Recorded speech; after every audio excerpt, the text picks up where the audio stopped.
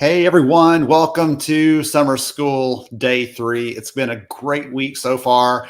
And as everyone in the chat's putting, George and I are feel about the same, bittersweet. Like it's been an amazing, wonderful journey, but also a little bit sad that we're at the end of our time together. So George, I kind of missing sitting here right next to No, me look, today. it's different. I'm so used to you being there. I'm going to miss the behind the scenes Ben that nobody else get to see, but I'm glad to be here this morning. Safe here in Fishers, Indiana. So I'm Mm. excited to join anybody that's from Indiana. I would love to know where you're from, what part of Indiana. One day maybe we should meet up. No, there you go. Well, you're going to be doing lots of meetups and everything else coming up soon. So, everybody, we're so excited to be here with you, and we're going to be sharing some great ideas, some great content, some encouragement, inspiration for all of you, as you have come to expect from us here at Summer School. So, couple of things. Let's do our quick housekeeping as we do every time to kick us off. I'll run through a couple of things that are important to note. Some of this will go faster because we've done it more than once already. So, number one, stay engaged. Giveaways are coming. We've got a lot of things. We'll be giving away our HR conference cruise. Yes, you heard that. HR conference cruise at the end of the session today. So stay tuned to see who the winner is for that one. That's going to be incredible. We're going to be giving away other stuff, though, as we go today. Sherman HRCI credits. I'm getting some questions about that. This event is put together as a single block. So you have to watch all 3 days. We don't lock down the replays. You can go watch the replays at your own convenience. Make sure you get all 7.5 hours in, and you will get those certification codes after the event is over with. So stay tuned, watch your inbox. And if you don't get those by Monday, then ping me and we'll get you all squared away. So by Monday, not an hour from now, not 2 hours from now, not by the end of the day. I'm going to sink into a puddle when we're done with this. So I need a little bit of time, but we'll get those to you by Monday. All right. Let's get into this. So really quickly, George, you and I were actually trading some messages on this yesterday. You flagged, I think Danielle's, right? The one here on the top right for me, because you were like, that was your sort of standout one. I grabbed a couple other ones that I saw, friends, people that I love and respect, people that I am so glad to know and have met in person, and other ones that I have not had that pleasure yet, but are big summer school fans. I love, Kristen, that you put a picture in here of your summer school notebook. So we haven't talked about that at all this week, but last year we gave a lot of those away as a way to kind of keep track of the stuff you're doing. It's like a journal, but it also has these quotes and insightful moments and QR codes to scan and go right back into some of the key summer school videos and speakers that we've had over the years. So that was a lot of fun to put that together. So each of you here represented, you're going to get a prize from us as a thank you for sharing about all of your good takeaways and ideas from the event. We appreciate you. We also appreciate our sponsors for helping to make the event possible. Every single one of them has contributed not just to the content, but in sharing this and helping to elevate the story and helping to build better workplaces for all of our people. So that's been incredible.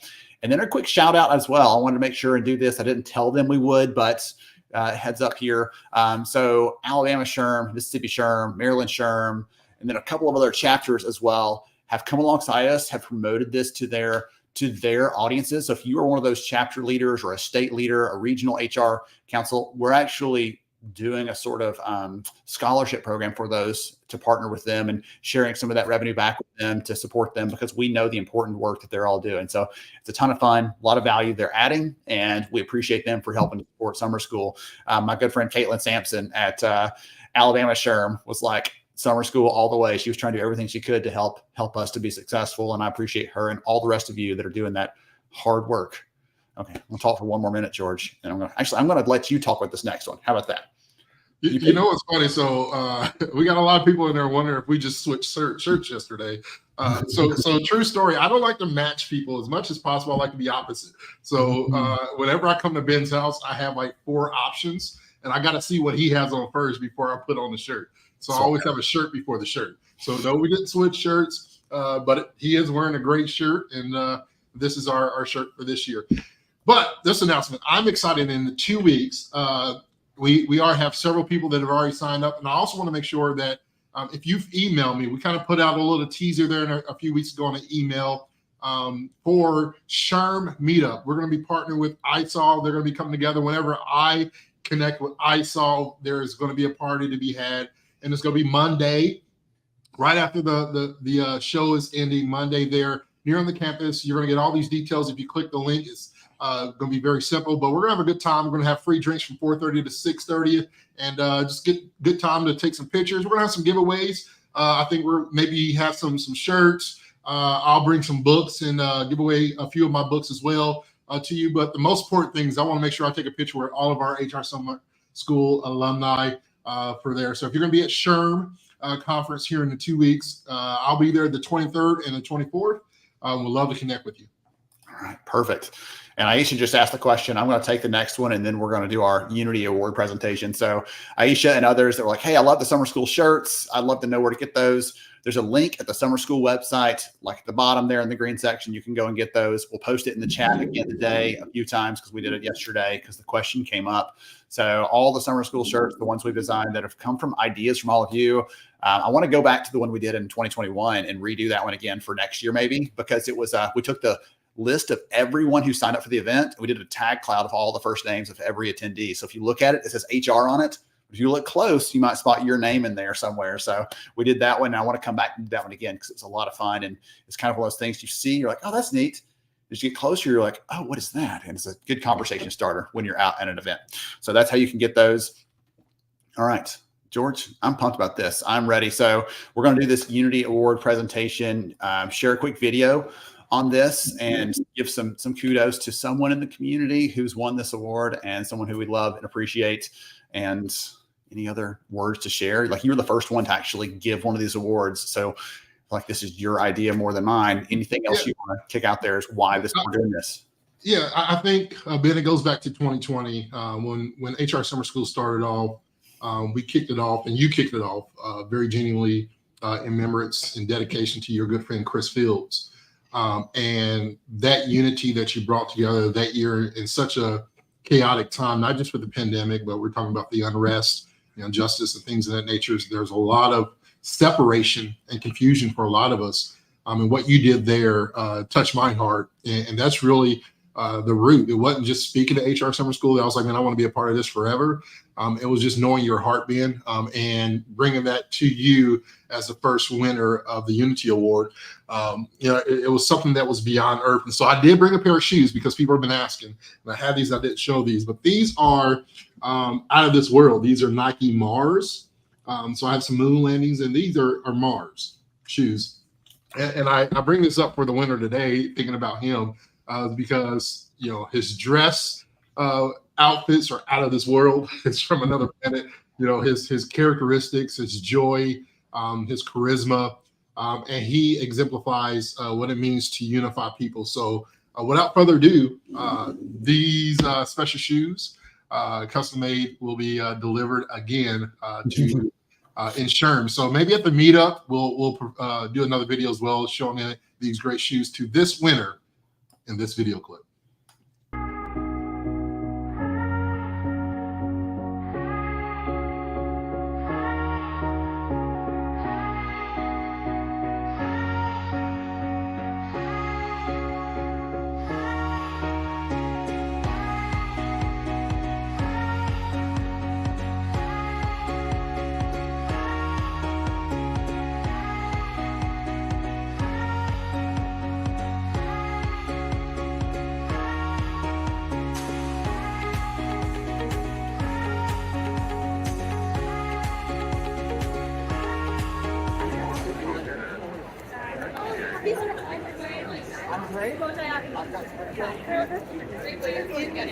Guys, in this room, you see where it says every year at Summer School, you give away a Unity Award to someone who is deserving of it, who uplifts the community, who is a light.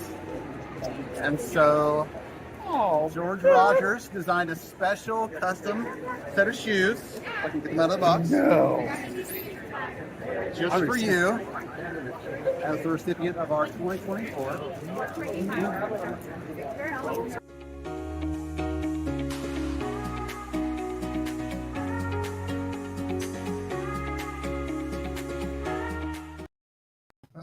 Oh man, that made me smile big, seeing him all over again, getting that completely surprised. He had no clue it was coming, and goodness. So George, you got them there on display. Anything special you want to call out? Of course, we have to stick with some of the summer school things, but I did put a little bit of that, as you can tell, when I thought about Steve Brown's and I was looking at some of the shoes I had, I put a little bit of that Mars kick to it just because he's kind of out of this world.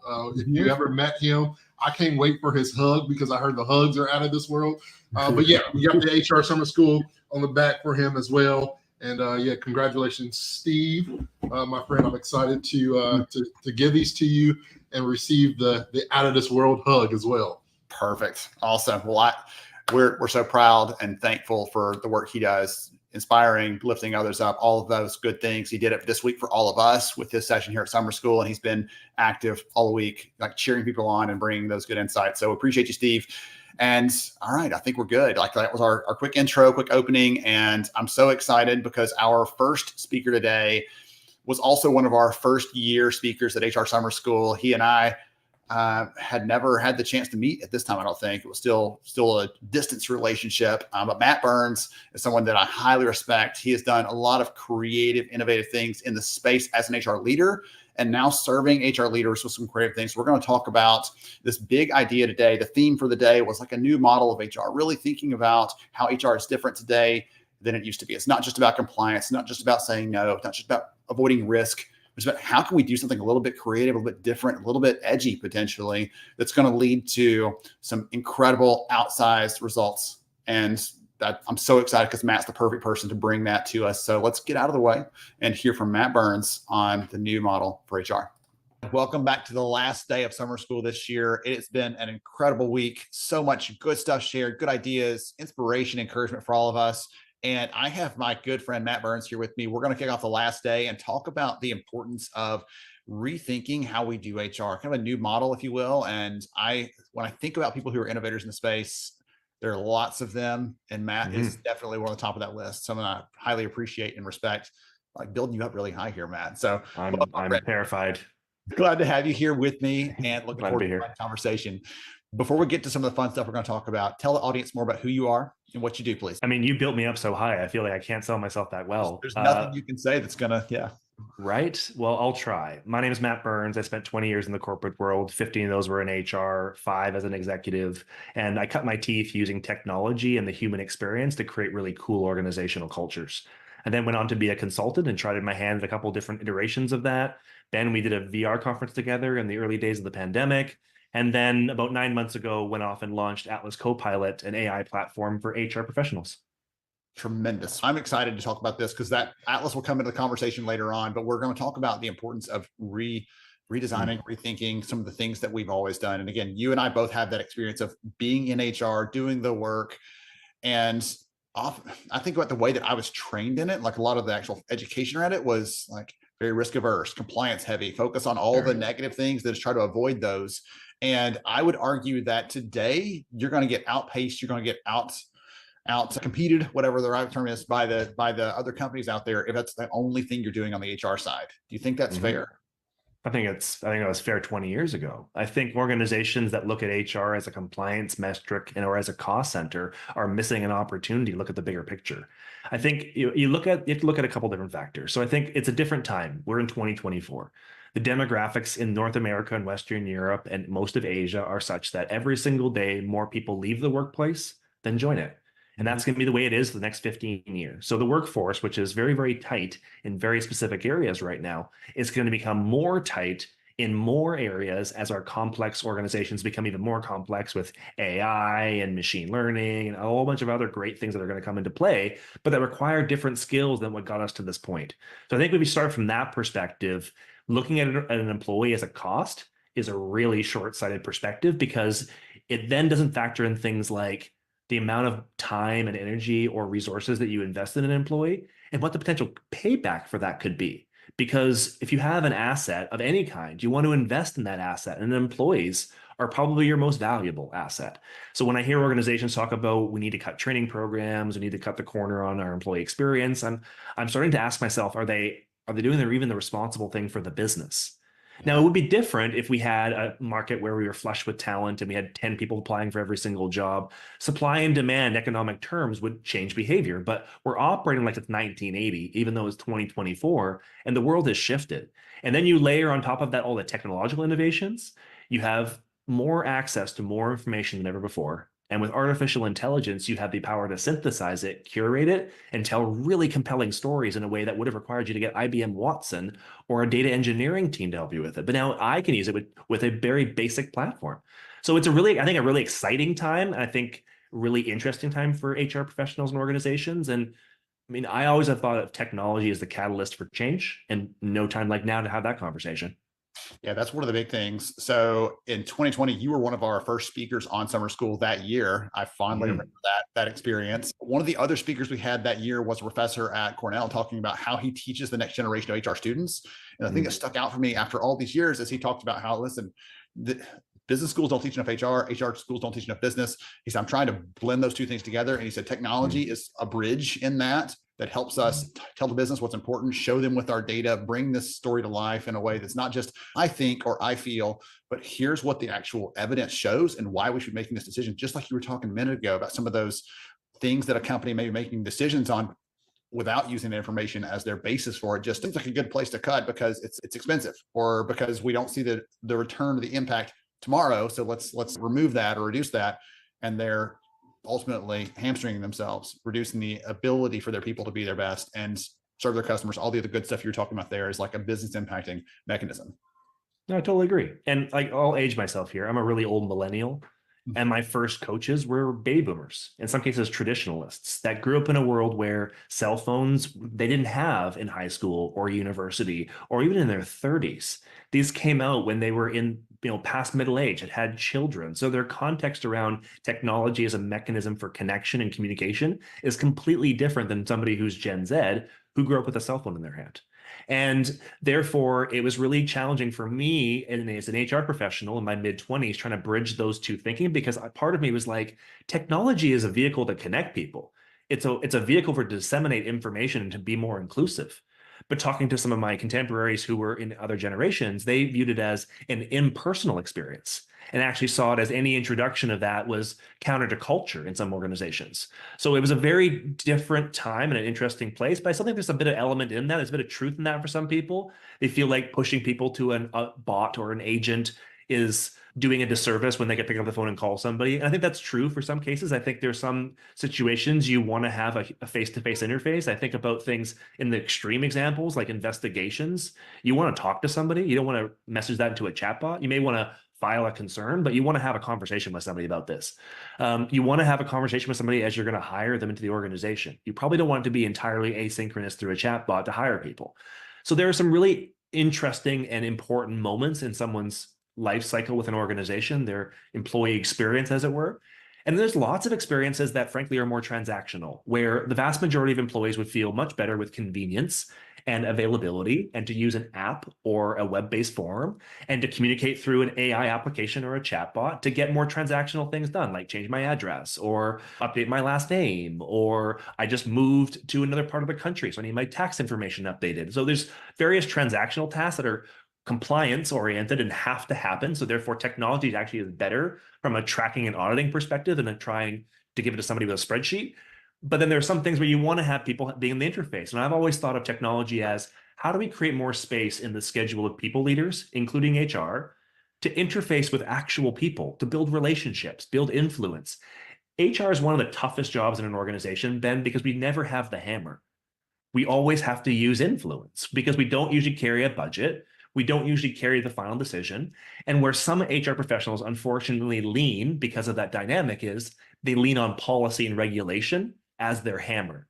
And therefore they take on that persona of, this is the bargaining chip I have. We can't do that because it's not compliant. Well, that might be true, but that is beside the point. We need to be having conversations about what's the right thing to do for employees and customers.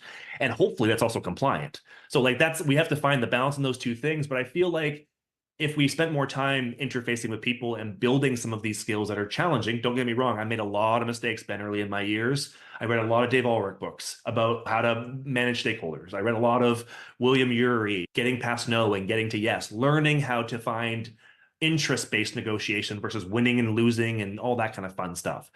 And it took me some time to figure that out, but I had the opportunity to do so with coaching and guidance along the way. And I think people benefit from that if we can free people up from less of the administrivia that nobody really enjoys doing and nobody signed up to do, they'll have more time to self-develop, develop their peers, develop their clients, and ultimately make organizations more successful.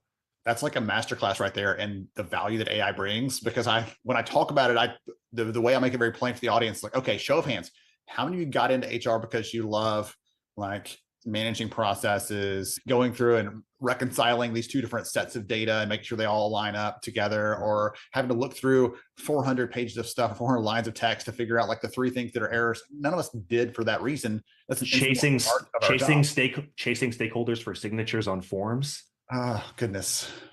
Once you move that to technology, you just get to email them, right? And then they get to ignore it there instead of trying to avoid you in person. So but the email will nudge them that you don't have to. Yes, magically. It's the thing that gets me is, as you said a minute ago, like we become this, we hold to this power of, well, I have the policy, I have this is the measure of control that I can exert, but that then creates this adversarial relationship instead of a like, we are in this together. How do we solve this problem together? I want to be seen as a partner. Everybody wants to be a partner. Like the way you ensure you don't is you hold the policies and use that as a whooping stick against other people. You used Zed a minute ago as your cultured piece. I'll use a whooping stick as my cultured piece from down here in the southern US. So one of the things I made a note of a minute ago as you were sharing is when it comes to the audience you're listening in, one of the things that I want them to know, like we're talking about AI and technologies, things like that are changing, but sheer access to information isn't enough. Just there's so much information out there that is wrong, is incorrect, is irrelevant. And I talk to leaders like, we use tools like ChatGPT and others, but you're getting this very broad, very open source sort of response that may not be relevant and tactical and focused on things you need. And so take a minute and talk about some of the tools that you and the team are building, because I think it ties in with this conversation and helps make this more, tangible for everybody listening in here to hear what that can do.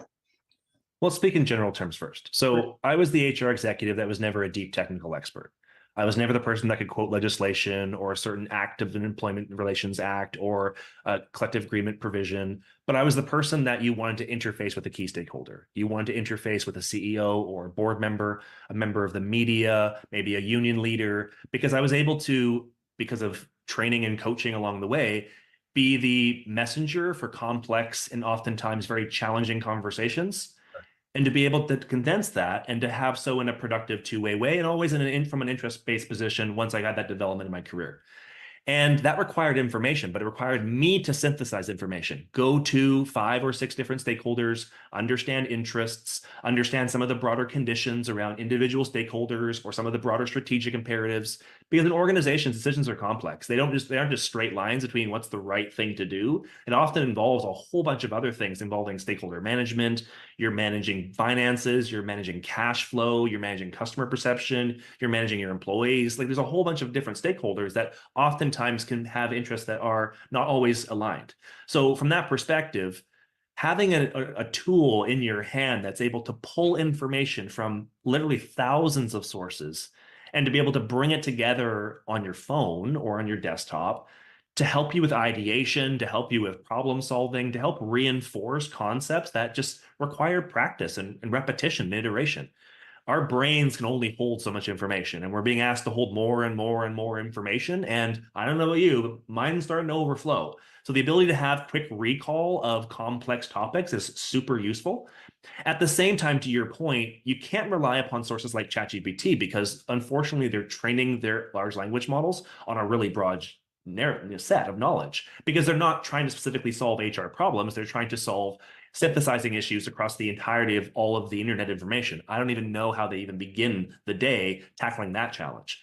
But at the same time, it leads to things like hallucinations, where you get information that isn't real, or you very rarely get attributable sources that are trustworthy. So you don't know where it came from. So I can't credibly present any of it because I can't attest it to anything. And as a consequence of that, I can't risk presenting information to a key stakeholder and having them ask me, where'd you get that information from? I have to have sources.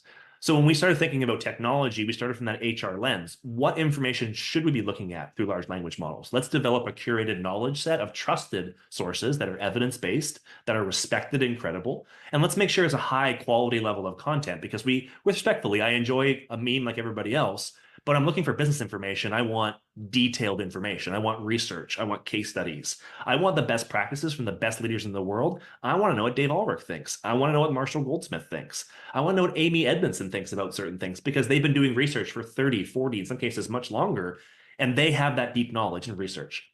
But I also want to blend it with my internal company information, because I want it in the context of what's happening. I want to be able to pull from policies and procedures and practices and training and communication, because frankly, I don't want to spend another minute than I have to on a SharePoint site or a Google Drive trying to find something the rest of my life. How much time do we spend doing that? Like, it's just obscene. So from a point of like just self-preservation, we need to be able to use technology more effectively. So we brought a tool to the market that does just that, curated knowledge set. We're training it on that knowledge set and only that knowledge set. We wrap it in tight security so it doesn't go to the broader internet. There's no hallucinations. You can attribute all the sources, see where everything came from, the date, the author, the full article, the full podcast video. And then you have cool things like, we've built this agentic capability. So bear with me, it's a bit of a mental map. When you ask ChatGPT a question, it gives you an answer, a response. Great. Again, we can discuss the value and the context richness of the response, but you get a response. Sometimes it's vague, sometimes it's directionally accurate. But if it asked you a question back, you'd be able to provide more context. So what Atlas does now, if you ask Atlas, can you build me a strategy for ... It's going to come back and ask you, hey, can you fill in some blanks for me? What industry are you in? What size is your company? What problems have you had in the past? Because AI is like an eager intern. It needs the context. Otherwise, it can't provide the answer you're looking for. So if you ask general questions, and let's be fair, none of us are prompt engineers. If you ask general questions, you're going to get general answers back. But if you ask context-rich questions, which are elicited from a two-way conversation with an agent that's asking you follow-up clarifying questions, after a couple of back and forths, you're going to get a really, really good answer, because you're going to get a context-rich answer catered to your situation, not help me build a talent strategy, which is what we're getting now on ChatGPT, not knowing the sources, not knowing how to actually put it into place. And then, Ben, what I think you want is you want the ability to take an action. You want to be able to build that into something that's tangible and actionable. So what we're working on next is action plans, forms. How do we translate ideation and thinking into forms? And again, I was in HR for many, many years. We're eventually going to get to, how do I file it? Like, how do we create the full value chain? But until that short term, we're focusing on how do we just spend time looking for information, just spend less time looking for stuff. And then how do we create a consistency in the organization around how we answer certain questions? Because if you have a global HR team, you want to make sure that they're answering the question the same way, and you have that assurance if they're all using the same tools. Think about the way you're talking about querying. Have you ever heard of the bring me a rock exercise? One of my friends in the military, and he talked about, like, hey, if you have a leader that says, hey, bring me a rock, and you bring them one back, like, no, I wanted one that was bigger. Okay, they didn't tell me that at the front end, but now I know, go look for a bigger one. They bring one, no, that's the wrong color. And you keep bringing different rocks until you finally may land on the right one, but it takes all this back and forth versus, hey, listen, let's have this quick exchange at the beginning. Oh, you want a rock? How big? What color? Like, how should it be shaped? And once you get those little details in the beginning, there's one trip to go get the information and you come back. And that's kind of what you're talking about here. That's what I'm envisioning with this. It's a quick back and forth, and then here's the right answer you need versus here are some answers that could or could not be the right thing. You may or may not find out right now immediately if it's the right one. Good luck. But that's essentially what you're getting with ChatGPT in some cases when you get this broad sort of response back. I also make the joke occasionally, it's supposed to be built on the collective intelligence of the internet. And if you spend much time on the internet, sometimes you wonder about the level of intelligence that's out there overall. You said in that regard, ChatGPT delivers. Yes. But I think the piece is, okay, so you've done the thinking, you've found the information, then I want to create the action. So for me, I always spent way too long building policies and writing handbooks because I really put care into it because I wanted people to read it, even though I know most people didn't in a lot of cases, but I was very intentional about that. So when we take that analysis, we also can vet ourselves for bias by asking about different sources to make sure that we're thoughtful in how we present this information. And then we can translate it into something that's actionable and tangible, like a policy, like a handbook, like an SOP, like a guidebook. And now I've done something that would have normally taken me probably a few days. And now it's gonna take me about 15 minutes. Like, it's that kind of time savings that now I have to now focus on succession planning and engagement and forward-looking activities instead of managing a spreadsheet. Goodness gracious. Okay. So I love that. I'll go ahead. I'm going to drop a link in the chat if someone wants to see Atlas in action, because I remember the first time I saw it, and I'm still a little bit amazed by what it can do. So I'll drop a link into the chat so people can check that out, learn more about what it's up to and how it works, some of those kind of things there that you've teased here, Matt. And I think this, again, just to kind of cap off the conversation that we started a few minutes ago, these tools like this are going to be an essential part of how high performing HR teams. It's not going to be, is it going to be AI versus a human? No, it's going to be a human using the tools intelligently to beat other humans who can't or won't. And so that's going to be my recommendation to anyone that's thinking about this and what's next. Use these tools to get closer to what Matt was just sharing about those activities, those practices, those things that you want to do in HR that you're excited about, and you can never quite get enough time for because you're busy churning away some of the other things that may not be a huge value add in the moment. They're important, but they don't add a lot of value right there in the moment. So Matt, I appreciate you for the impact you've had on the community, for coming back again to help us celebrate 5 years of summer school. And anything you want to share with the audience to wrap us up?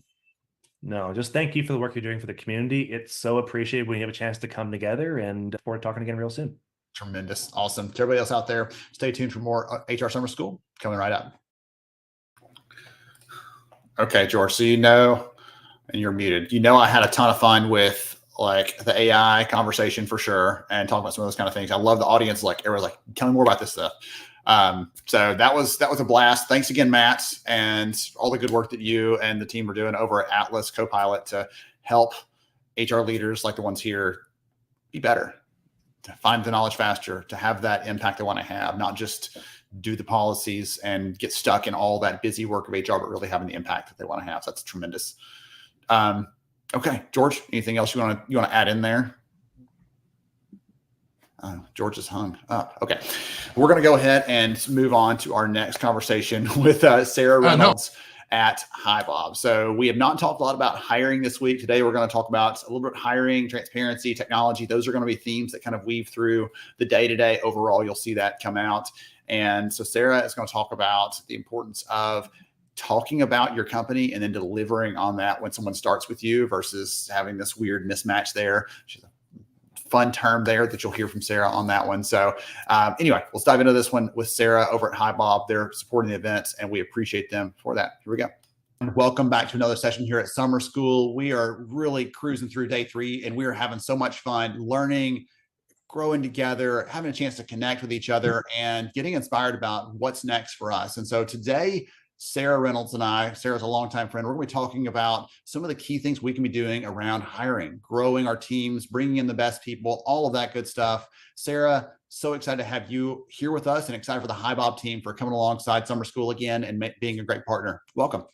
Really excited to be at Summer School today. Thank you so much for having us back. Really, really glad to see all the great engagement today in the chat and with the audience. So keep it coming, folks. Absolutely. Well, hey, most people don't say that, have never said that in their life. Hey, I'm excited to be at Summer School. And yet that's a common thing you hear here for HR Summer School. So it's a little bit different than what others might be expecting. So many of the audience members already know Sarah, already love Sarah, but if they're new, tell us more about who you are and what you do, please. Sure. My name is Sarah Reynolds. My pronouns are they and them, and I'm Chief Marketing Officer at the HR technology company HiBob. HiBob is the type of HCM platform that is built for really everyone in your organization. We firmly believe that HCM shouldn't just be a back office function. We want to make technology that employees really love to use as opposed to resent having to use. So if you're a member of what we call the 3M Club, your company's really modern, you are really people first, right? You are maybe mid-size and you're oftentimes like multinational or multi-site, then HiBob's a great option for all of your HCM needs. Wonderful. So as I mentioned for the audience there a minute ago, we're going to talk through hiring, really dig into this. We haven't had a session at Summer School so far that's really tucked into this. So I'm excited to explore it, to share some stats with the audience, but also to give them some good practical takeaways as well. So just to start off, let's take a step back from our audience of HR leaders and talent leaders here and talk about the candidates they're serving. One of the things that we saw in our new research that HiBob, again, partnered with us on, it was a tremendous amount of data out of that. One of the big stats that stuck with me is that about 3 out of 4 candidates told us they pretty regularly experience frustration during the hiring process. And I'd love to hear from you. Why do you think that is? I think you can attribute it maybe to two different avenues. One is candidate expectations of how fast the process is going to move, how efficient it's going to be, and how transparent it's going to be are like fundamentally different oftentimes than what we as HR teams or TA teams are prepared to deliver, or what our hiring managers are prepared to deliver, right? Oftentimes we go into it with the best of intentions. We're going to have 5 interviews total, and they're all going to happen in a 3-week period, and everything's going to be like hunky-dory, and everyone's going to have a perfect, beautiful candidate experience, right? And the reality is, though, that we're working with parts of the organization. Take hiring managers, for example. Not only are they doing their regular job, but they're also oftentimes, if you're hiring for a backfill, the backfill person's job. And now you're giving them a third day job, which is helping you recruit, hire, interview everybody, right, that is coming through the process, right? And they want to deliver, I'm a hiring manager, we want to deliver a best-in-class candidate experience. But oftentimes that's between a rock and a hard place for us in being able to really effectively participate in the process that you have designed. The other thing I just think is that organizations, big or small, we move slowly, and the market out there is really moving a lot more quickly for candidates, right? They want to see progression. They don't want to wait a couple of weeks to get on somebody's schedule between interview sessions. They want a finite number of sessions with your organization. They want you to be really confident that they're the right choice, and they don't want to have to jump through hoops to get there. So I think that those things really kind of stack up to make a less than ideal candidate, or a maybe not expectation setting or expectation meeting candidate experience. The other thing I might say is that a lot of us, again, we want to deliver a best-in-class candidate experience, and we're really good at selling our organization. But the thing I ask people all the time is, are you catfishing your candidates? Are you selling them on the idea of an organization that is maybe different than what's the reality of your organization? And the reason I ask is not because we don't want to push our organizations forward, or we don't want to put our best foot forward when we're talking to candidates and representing our organization. But when you're talking to them about values and culture and the openness or the transparency they're going to feel, or the management relationship, or the relationship in general that they're going to have with work, you want to make sure that putting your best foot forward doesn't mean saying that you're a guy who loves the outdoors and you have a fish in your dating profile, when really you're more of an indoor cat. You want to make sure that it's the best version of the real culture that you represent, which is why it's so important to make sure that candidate experience and the expectation that you're setting with them really matches up with the reality of what you're going to deliver after they join the company. That reminds me, I was speaking with our TA advisory board at one point a year or two ago, and one of them was a leader for a company, 70,000 employees across the US. And he said, we have this job, and just to be very clear on the application, on the job posting, we put surface of the sun as the actual location of it, because they were out in New Mexico. You're doing concrete testing work out under the sun. There's no shade, there's no relief. And he said, but once we did that, we actually got more applications of people than we were doing this other thing. And we started being very clear about, here's how hard it is. This is a difficult job. This is not going to be easy. And it reminds me, if you ever read the book Endurance by Ernest Shackleton, he puts this ad out there for everybody to come on this adventure. Listen, it's terrible pay, terrible conditions, everything else. But if we succeed, like, glory is there. And so they had all these people apply for it because they're like, I can see the end result, but in the middle of it, maybe not. So being clear, setting those expectations, I think is so important in there. You mentioned transparency as part of that. I think that's a really key part. Talk more about transparency as part of this, because I know it's a topic that you care deeply about on the pay side specifically. And we saw some things around candidates on pay and other things they really want to know about as they're going through the hiring process. Yeah, listen, here in the US and in many places around the globe, right, pay transparency is coming to the fore. It's no longer like oh, that's happening in a couple of states, and if I operate there, if I have employees there, I need to worry about it. It's really becoming the norm, right? And things like opportunity transparency, which are laws that require you to actually post like all of the job and promotion opportunities that are available in your organization internally and potentially externally as well, are coming behind pay transparency. So I think that the trend of transparency, regardless of how you look at it, is here to stay. But I think the beautiful thing about transparency is, again, it's an opportunity for you to set the record straight and for you to really tell your story and represent your culture and your values to candidates and to your existing employees in the same way, right? Don't think about transparency just as, oh gosh, now I got to put a range on a job posting, right? That's where a lot of people start and end the transparency conversation. Think about, well, I'm going to do that, and that's going to be visible to candidates, and that's going to have one effect. It's also going to have an effect on how my internal employees perceive their pay, right? They're going to want to know, what does that range represent? Why, if it's different than what I'm paid, is it different than what I'm paid? How is that fair, equitable, right? You want to be able to have those conversations, and you as HR professionals want to lead those conversations rather than waiting to be reactive with your internal employees. Because the reality is, I saw a stat from, I believe it was Willis Towers Watson, that 68% of employees at your current company would change jobs. They would leave your company, they would go and take their exact same job at another company just for increased transparency. Not for increased pay, not a change in job title, not more responsibility or a better career path, just for more transparency. 68, so lead that conversation with them. Proactively talk to them about what you're doing and how you're embracing pay transparency, how you're embracing pay equity. It's so important in the organization. The biggest takeaway for that for me was that you positioned it, this is either a requirement or it's an opportunity. We can, anything in our life, we can say, well, I have to, or I get to.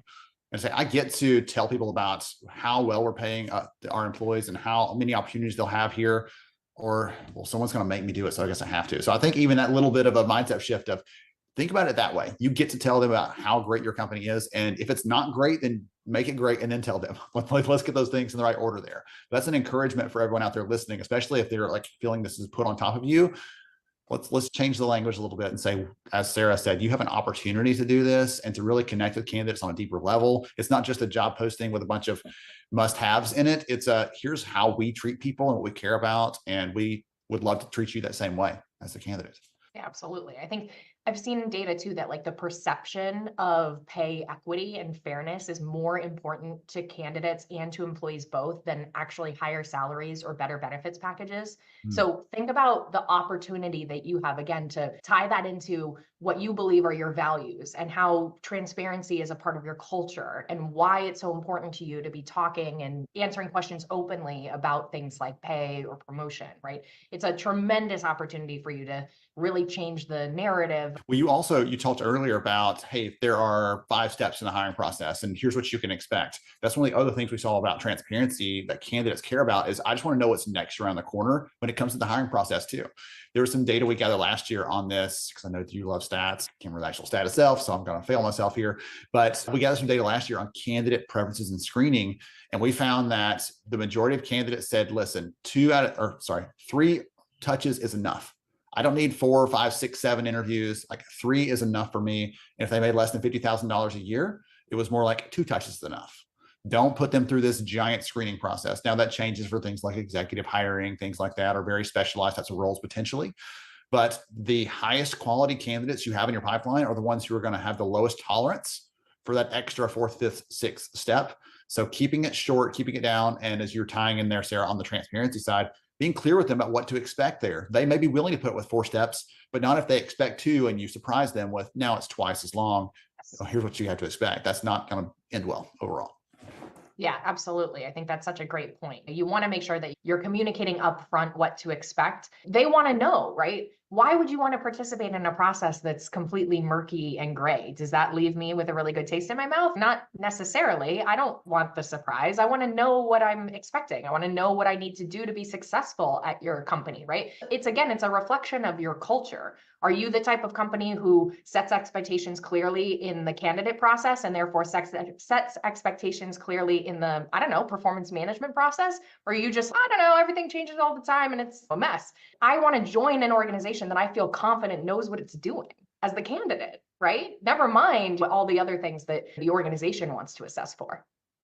I don't want to work for a company where the norms change as often as the phone list does. So as someone who used to have to update the phone list as the low person on the HR food chain, I understand that thoroughly. You mentioned culture a couple of times. I want to come back to that one because I know that's a big focus for HiBob, a big focus for the companies you serve. You see their stories come out and are very clear about how they prioritize culture and supporting their people. When it comes to the hiring side, though, we call that employer branding, right? How do we tell the world about what our culture looks like, but outside the company? And we see in the research that a considerable number of companies are saying, I don't have the budget of a major enterprise. I can't spend like a Coca-Cola or someone else like a Home Depot. I can't buy all the ads and everything else for that, but I need to stand out. talk about how a company can put their culture out there on display to stand out and show the candidates that this is a place that may fit their values and things they care about. There's really simple sort of like marketing techniques where you can take advantage of free channels, right? Make sure that your LinkedIn page is up to date, that you're showcasing things like your culture on your LinkedIn page. Make sure that your corporate website and your careers page represents the face of the company that you want to put forth, right? That's where candidates are going very basically to do their research. And if you want to get in front of really specialized candidates, think about sometimes the broadest reach in marketing of any kind isn't necessarily getting you to the exact target audience that you want. So think about maybe there's an opportunity for you to partner with some sort of professional organization and go to one of their events, right? Or there's an opportunity for you to partner with some sort of community organization if you're recruiting from a very specific place, right? Or you want folks who are within a certain distance of an office that they come to 2 times a week. But I would say more than thinking about tactics and channels and budgets and all the things that as a marketer, like I could talk your ear off about, I would say that your biggest opportunity is actually in what you say and how you say it. Because if you've been to the corporate website or the values page on a big Fortune 500 company, or maybe a couple of them in a row, you start to see that maybe those values were set through a really great, robust internal process that gathered data from employees and really a deep thought process about what that organization stood for. Or maybe they were set by a big 4 consulting firm and that's why they're all the same. Maybe for the other half of that to come. I knew it was coming. Yeah, you were like, I'm waiting. Maybe as a mid-size organization, you don't have the budget for a big 4 consulting firm, but that's a joy, not a challenge.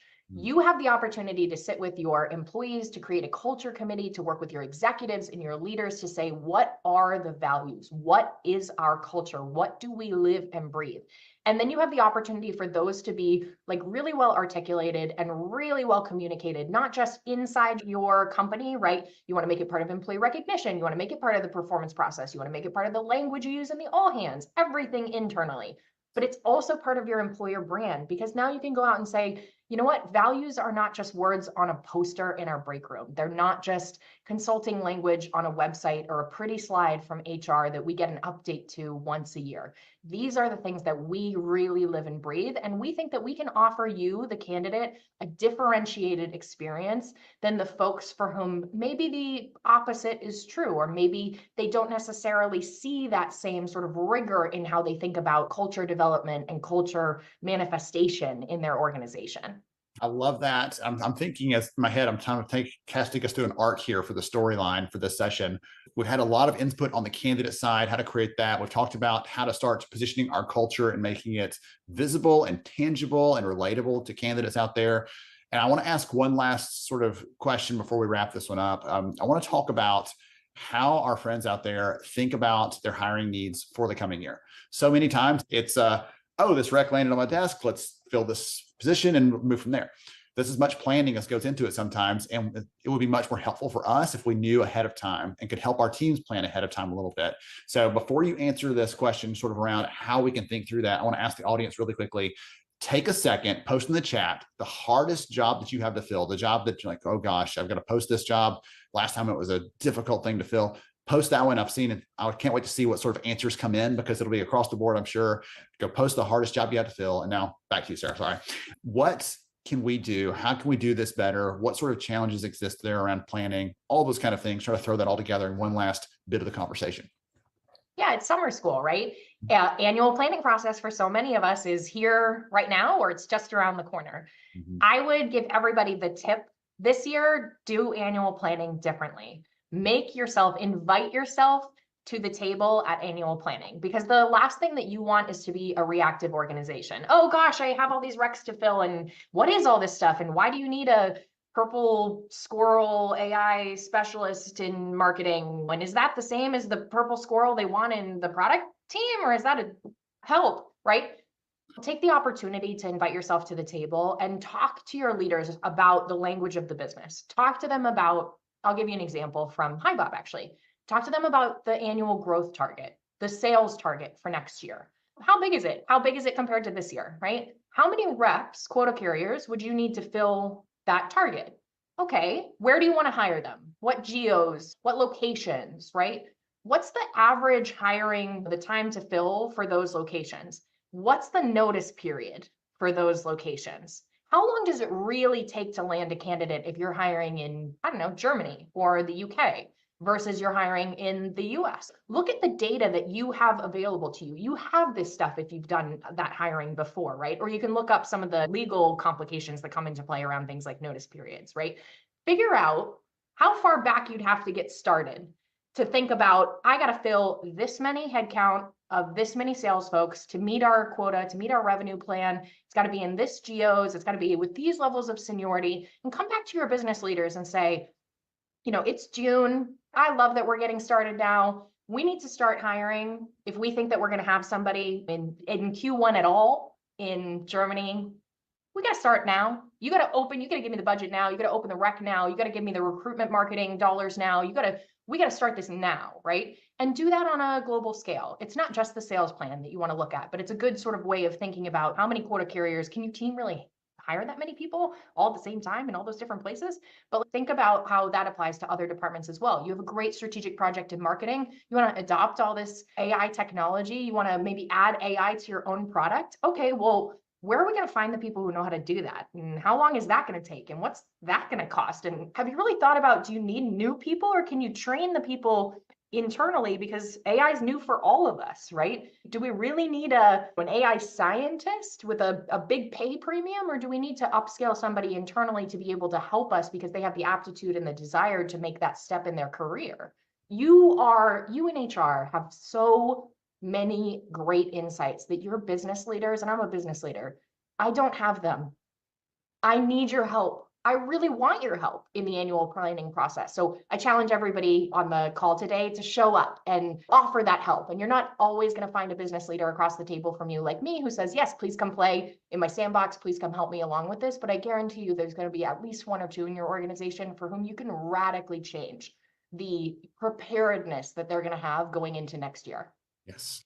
And being proactive there means fewer of the fighting fires for yourself on the back end, I would say, probably, right? Less of that, oh gosh, now I'm going to fit this rec into everything else that I'm doing. And I've got these other, I was planning on doing this now and I got to do that. And totally being a fire to plan ahead. And I think in your study that we did with you, it was something like 75% of organizations struggle to accurately forecast their hiring needs. What can you do to make it so that it's not 75% when we run this survey next year, it's 7% or 5%, right? I would love to see a dramatic shift in being able to anticipate the needs of the organization. Because when you start to think about how big an impact that has on your business, I think it was like the same study, 8% of teams said that they missed their hiring plan last year. And that actually put their overall business plan at risk because maybe they were hiring quota carriers. Maybe they were hiring the next great product developer. Maybe they were hiring a marketing genius to help them enter a new territory.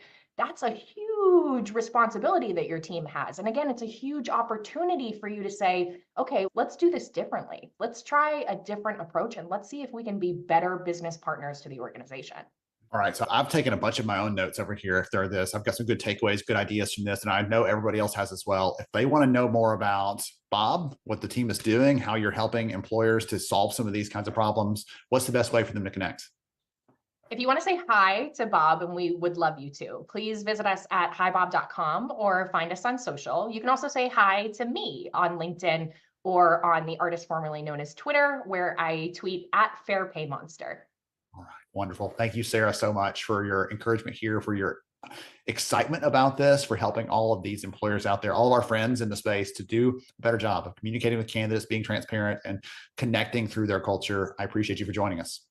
Yeah, I'm really so glad to be here. Thank you so much for having us back. For everybody else, stay tuned for more HR Summer School coming right up.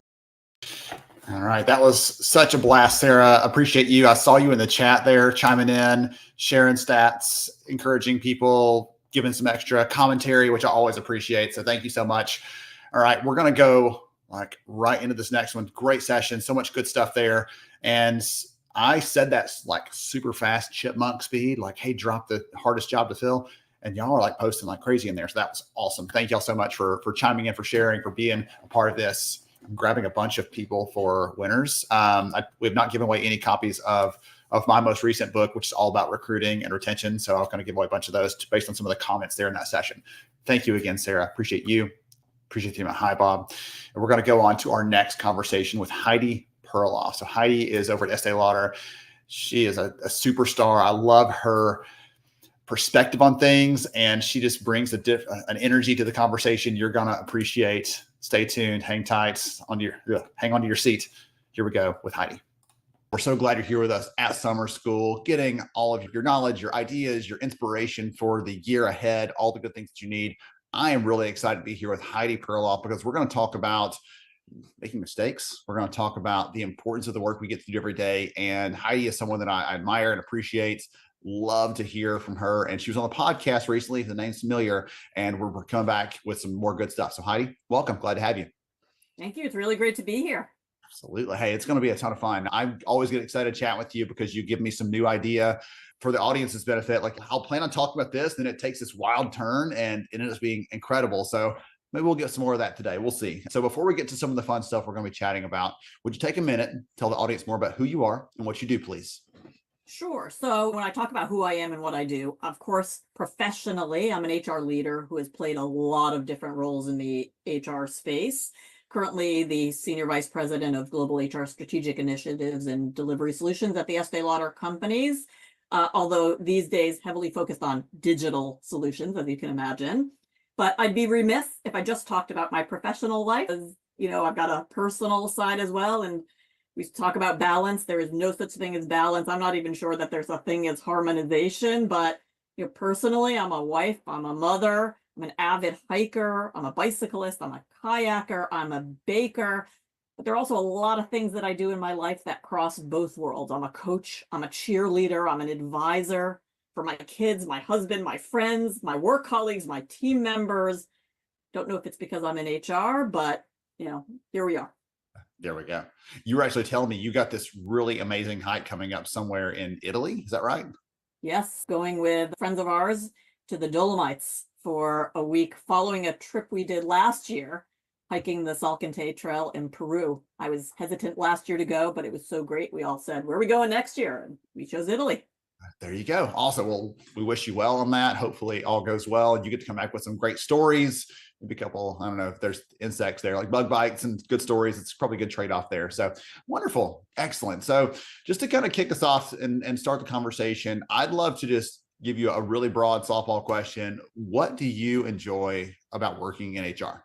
Yeah. So before I answer directly, you have to know this about me. I do not like just driving the status quo. I get bored really easily. So I need to be driving change, innovation, learning is like such a big part of who I am. So, what I love about HR is the challenge and the fact that there is so much constant change and innovation and learning, right? We're driving purpose-driven outcomes and performance through individuals and teams, but it's really hard work. And it's the fact that it's hard work that I love. It's not all tangible, right? We deal with personalities and power dynamics and interrelationships.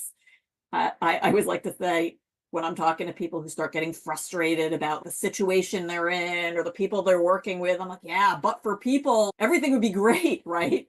Which is obviously, I'm being a little sarcastic when I say that, but I do think there are so many people who underestimate or undervalue the work that we do in HR. Mm-hmm. And maybe some of it is our fault. Maybe we get caught up sometimes in the process, the inputs and the outputs, and we may at times forget the value and the impact we're really meant to have. Maybe even more so as companies start to grow and get more global or larger. But for me, HR, I love the fact that we're dealing with the most important thing, quite frankly, people as individuals, culture, leadership. It's been great. And the fact that I've been able to play so many different roles has been so wonderful for me. I think that's also one of the things that draws me in is I'm always careful to say, listen, you see the hardest stuff. And so it's hard not to be a little bit jaded, a little bit skeptical sometimes because we see the tough stuff that no one else wants to deal with in the business. But we also see that moment where we help that person slot into that career. It's like the perfect fit. And they've been looking for that all their life. And finally, this is my dream. And so we also get to see that side of it, the positive side of it too. So that's what keeps me like connected to it, excited about it, because those opportunities are always right around the next corner. And we always find some other way to bring some joy to someone. And So we get joy out of that as well. So it's a lot of fun. Totally agree. And it's interesting when I'm talking to some of my colleagues in HR or to people who aren't in HR who may say, what do you all do in HR? Or somewhat, right? Oh, this HR. I always tell people, think about the different jobs that you've had, the different organizations you worked for. And for HR or not HR, what has made it great and what hasn't made it great? And that's where I like starting in terms of what are our opportunities as we think about an HR organization, because it is about people and the culture and the environment, right? And the leaders around us and leadership at every level, not just those at the very top of the organization. And it always leads to a really good conversation about where the opportunities are, where we bring value, where we should be focusing, right? Where there's opportunity. You talked about learning a minute ago. I'm going to throw you a curveball this time instead of you throwing it to me. I'm going to throw you a curveball this time because we had a stat that come from a recent learning study. We surveyed a bunch of learners and they told us that out of all the reasons that they could be taking training, the number one reason they take it is because it's mandatory. Someone made them do it. Someone told them to, more so than career development, career growth, more so than I'm trying to perform better on my job. Like someone made me do this. And I was sharing this with a group of HR leaders the other day and someone like, that's pretty concerning. That's worrisome for us. And for anybody out there listening right now who that may be what their employees are saying, how would you get them to see learning, development, training differently than just either like a weapon to be used against people or something that's only for someone that needs to be taking it for mandatory reasons? What encouragement would you give them to see that in a different sort of light? Yeah, I love that question. I do think what you just said about people taking learning for the most part because they're required to compliant, that scares the heck out of me.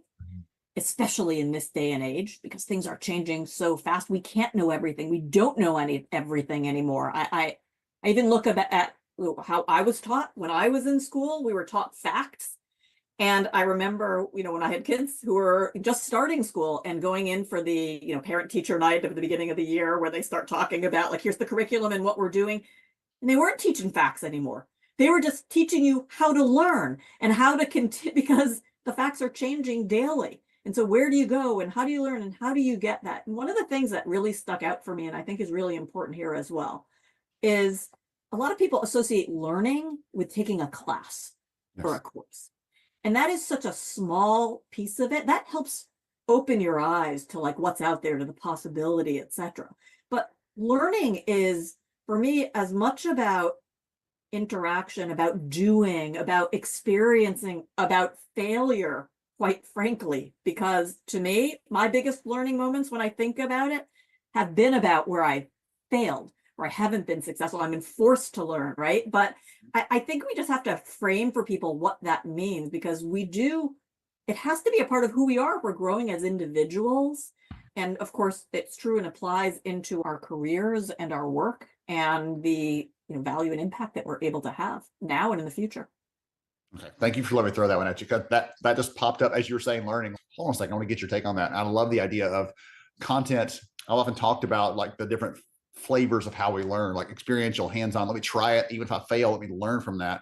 Let me learn from people like Heidi and others who are a couple steps down the path, who have something to teach me. And there's content, there's courses, there's formal stuff. And I've always seen like there's kind of a spread there. But I love the idea, as you shared there, of using that as the springboard for, hold on a second, I had no idea those other things were out there. Now I want to go find a mentor on that. I'm going to go find someone who knows that well. I'm going to go and dig something up on my own without someone else telling me to, because I want to know more about it because it will help me ultimately. So, and there's a self-motivation, but there's also a role of all of us as leaders, as managers, as colleagues, right? Like, how are we challenging each other? It's funny that in this world of more connectivity, I actually feel less connected to people sometimes.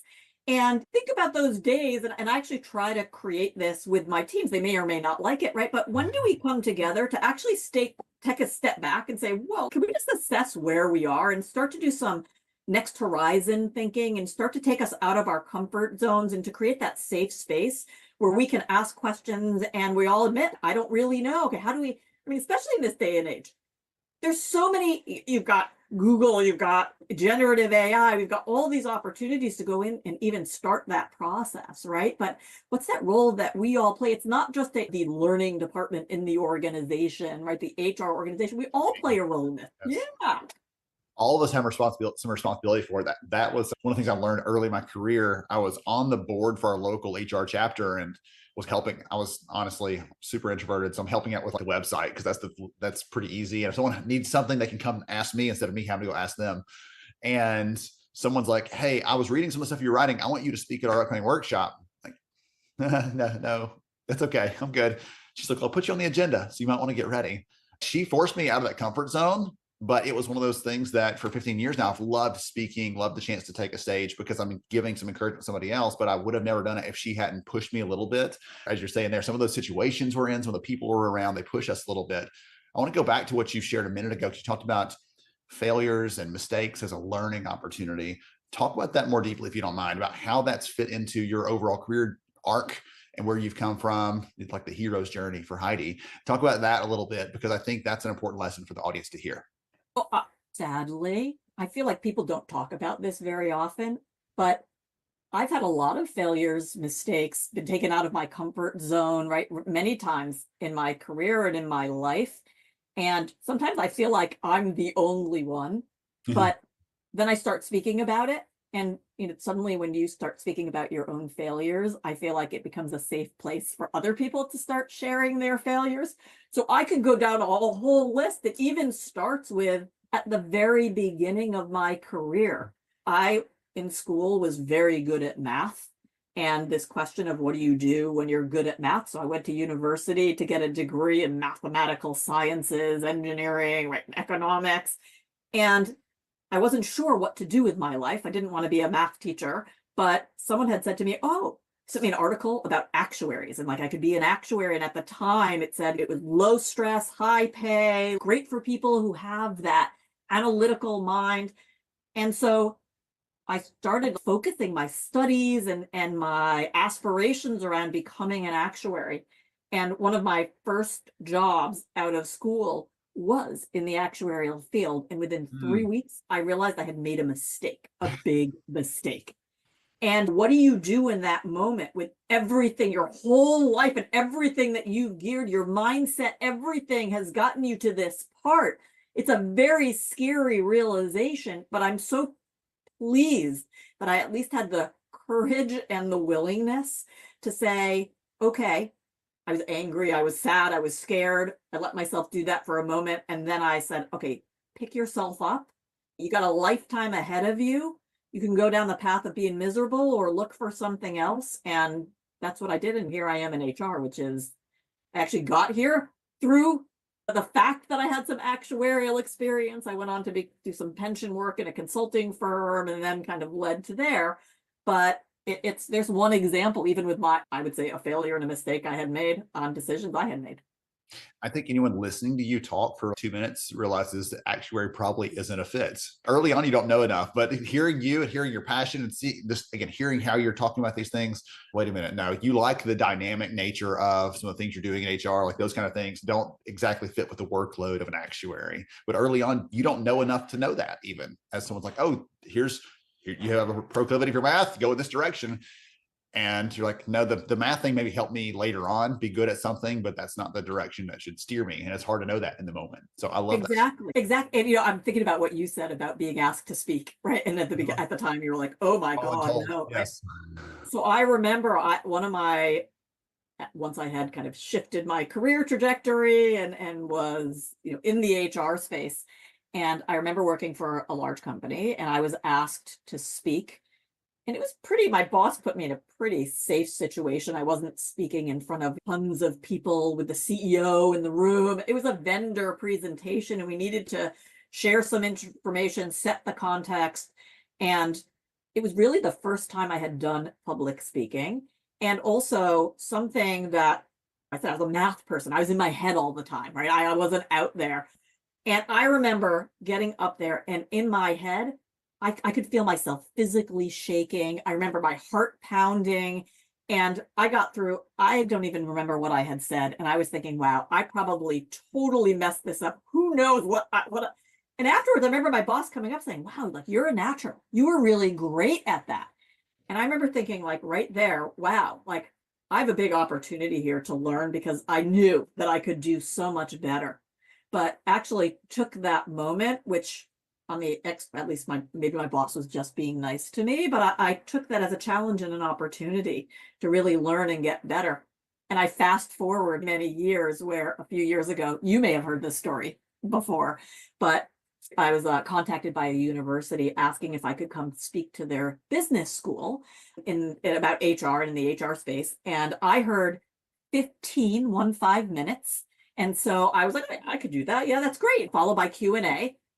And then I realized after I had already said yes and committed, and they were already putting out the information, that he said 50 minutes, followed by Q&A. And I felt like I was like back, not when I got there, because this time I learned and prepared long before that. But oh my God, what am I going to say for 50 minutes? Which is funny, because once you know me, that it's actually pretty easy for me to talk. Keep Heidi to 50 minutes. That's the question. Right. How to keep her in the 50 minutes? But I learned to tell stories and all kinds of things to really make the point and get it there. I love. So everybody listening to us right now, if you want to drop in the chat, talk about some of those things that maybe you've messed up, some of your mistakes, like just as Heidi was sharing there, we see the polished, the pretty version of everything on social media. And the real truth is most of us have completely screwed something up. I tell my kids all the time, like, well, how did you know how to do that? I'm like, guys, everything I know how to do, I screwed up the first time. So you may see all the results of this is because I'm standing on a pile of mistakes and failures and everything else. That's the only reason I can, see where I am, this vantage point that I have. So I give my kids that encouragement. So for those of you listening in, chime in the chat, let us know some of your stories, things like that, because we want you to participate in this. It's probably good, healing, healthy, all that good stuff. So, and can I tell one more story? Because I've shared some like failure stories that maybe feel a little safe. Let me tell an unsafe story. And I think the statute of limitations are probably like over now, because this was probably, well, I don't want to date myself, but a long time ago, but early in my career, I used to do pension valuations, and these are something that are required in the US. The actuaries are signing off on it. They're like signing their life away. And I was junior employee coding up the valuation system that at the time was built in some old programming language, right? And it probably would have been easier to just do the coding as opposed to go in and try to figure out what you needed to change. But I did what I thought was right. The results came out. I put them all together. The managing director presents it to the client, signs off on everything. And a week later, I'm going in and checking something, and I realize that I have not changed the date to the next year in one of the sections. And my heart dropped, and I was like, oh my goodness, I have just done something that is a mass, like I am going to get fired. We're going to get fired from the client. My boss is going to be like legally in trouble with all of this. And I remember sitting, sweating. I went home that night and I like couldn't live with myself because I was like, do I not say anything? And I said, I have to. I need to come clean despite whatever the consequences. And I went to my boss fully expecting that I was going to be fired. And the first thing he said to me was, we all make mistakes. Let's learn from it. And now let's look at what is the real impact, because I actually don't know what that impact is because you've done a lot of right coding. And so he taught me. We went in, we took a look, and actually it turned out that it didn't have a material impact. We were unable to make some, but I learned such a big lesson there about massive mistake that I thought I would be fired for. And I actually think my boss at that time really did the right thing and taught me a very valuable lesson, right? About coming clean, owning up to the mistakes. It's what you do when you find out that there's a mistake that is even more important than the mistake itself, right? There's some leaders that would have said, don't worry about it. It's okay. We'll take care of it. Then swept under the rug and just moved on because they didn't want to get caught either. So I do appreciate that story. All right. So we're getting close to time. So if someone has enjoyed this, loves them some Heidi, is like just thrilled with some of the insights and encouragement you've given them today, are you okay with it if they reach out, connect with you on LinkedIn? Absolutely. Okay, perfect. We'll go make sure and get your profile link here into the chat so someone can reach out if they want to. Thank you again for spending some time with us, for reminding us that we're going to screw up. It's not if, but when we screw up, and how we address that, the mindset we have around that is going to make all the difference in the world. Thank you so much, Heidi. Thank you. This has been so much fun, as usual. That's absolutely, for sure. To everybody else out there, stay tuned for more HR Summer School coming right up. All right. Goodness, George back with us. So I love Heidi. She's got some passion. She's like so open, like, hey, listen, I screwed this stuff up. And that the audience here thank goodness we have a bunch of humans here doing human resources, because it sounds like every one of us have screwed up somewhere, and we're okay to admit that. George, when you posted that a minute ago on, hey, embrace your failures, but don't let failure embrace you, I had to step back for a minute and was like, had to take a breather, because that was pretty deep. Anything else stand out for you in that session? Thinking about a lot of those situations, because we all make mistakes, right? And sometimes we try to live out those mistakes and we get down on ourselves. We are in life, Ben, we are naturally our worst critic. There's nothing that someone else can say that's more damaging than the own words of the man in the mirror, the woman in the mirror. And so it's so important to make sure that we, as we're showing up for others, we're not destroying ourselves for the things that we're helping other people grow through. And so giving yourself, when I think about leadership, the first principle of this is obviously leading yourself. The sum of life is how well you lead yourselves, not how well you lead others. And so when it comes to making those mistakes, we got to grow. And the biggest thing that I think about with leadership, and I define leadership as many of you know, as love, grace, and trust. We got to show ourselves grace that we need through these mistakes as we're failing forward, as we're moving forward, as we give ourselves that constructive criticism, that constructive feedback, however you want to word it.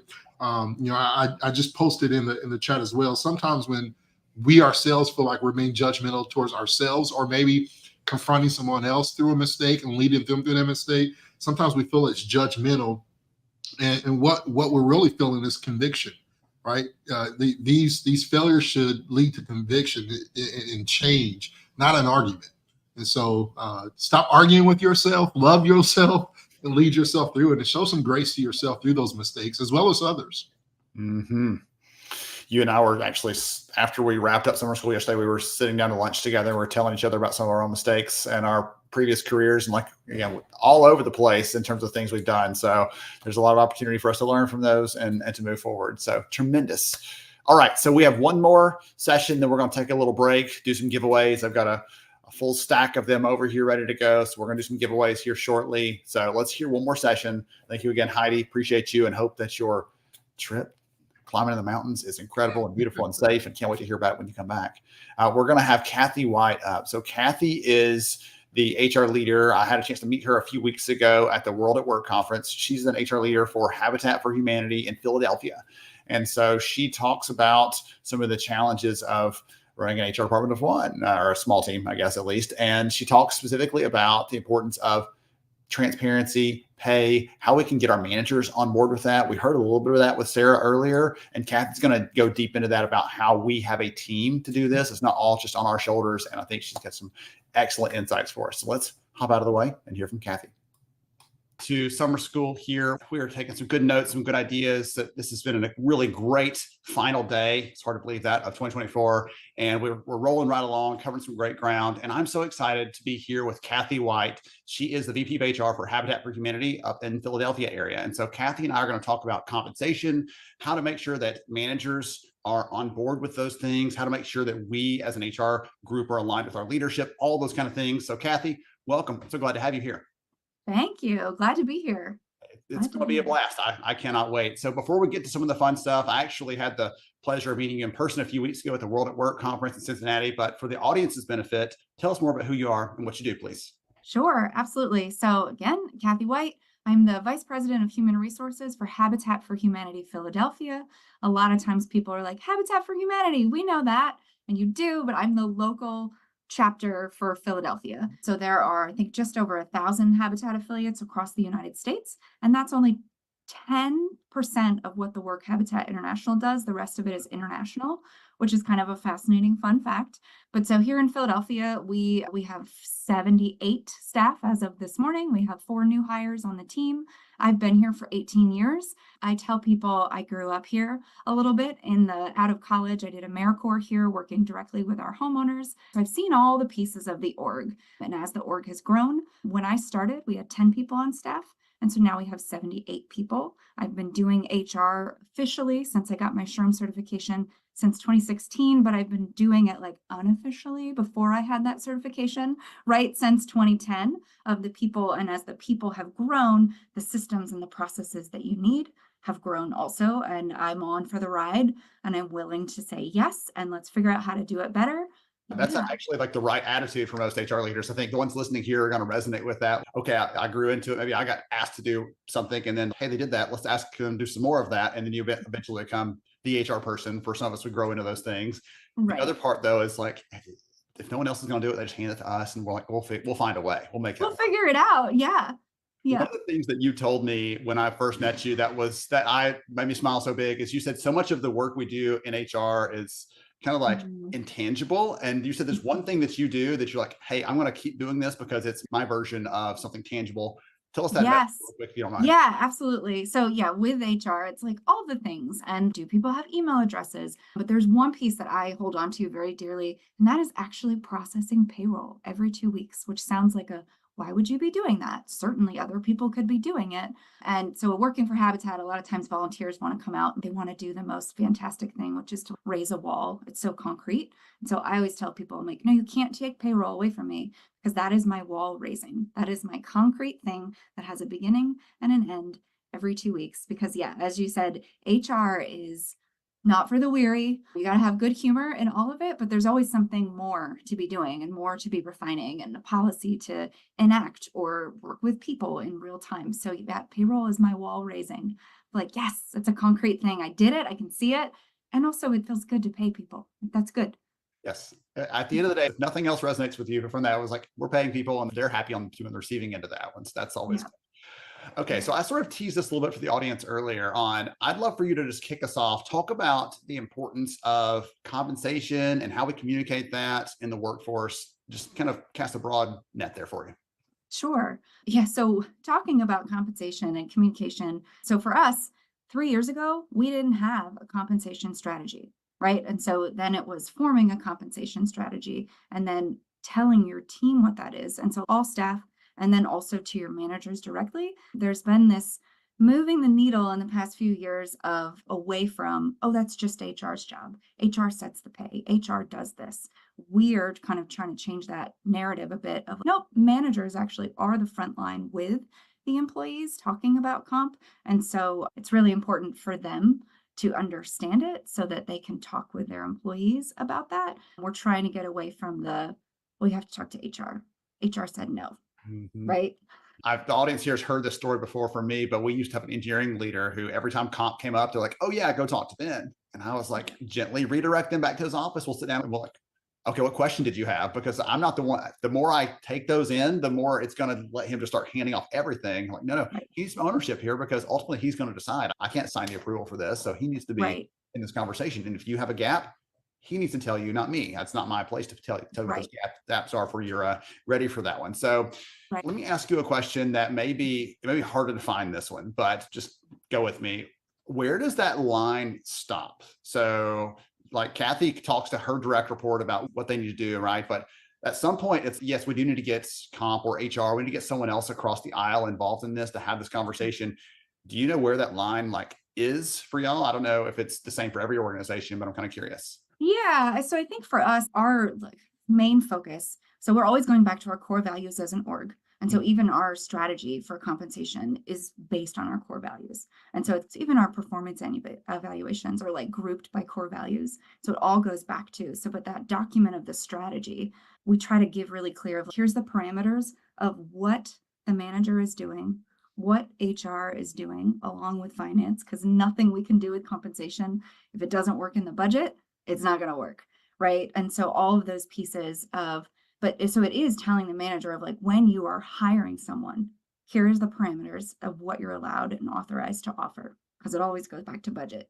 If you have a reason based on skills and experience that you want to go deeper into the pay grade, that's when you have a conversation with HR and finance. And then we've got some formulas that we can say, okay, now you can authorize to go up higher. And so we try to, and this I think we'll talk about a little bit later, we try to give parameters and then let people do the thing so that they can be empowered to do that. But there are checkpoints where they have to circle back to HR because that could be really bad if they didn't.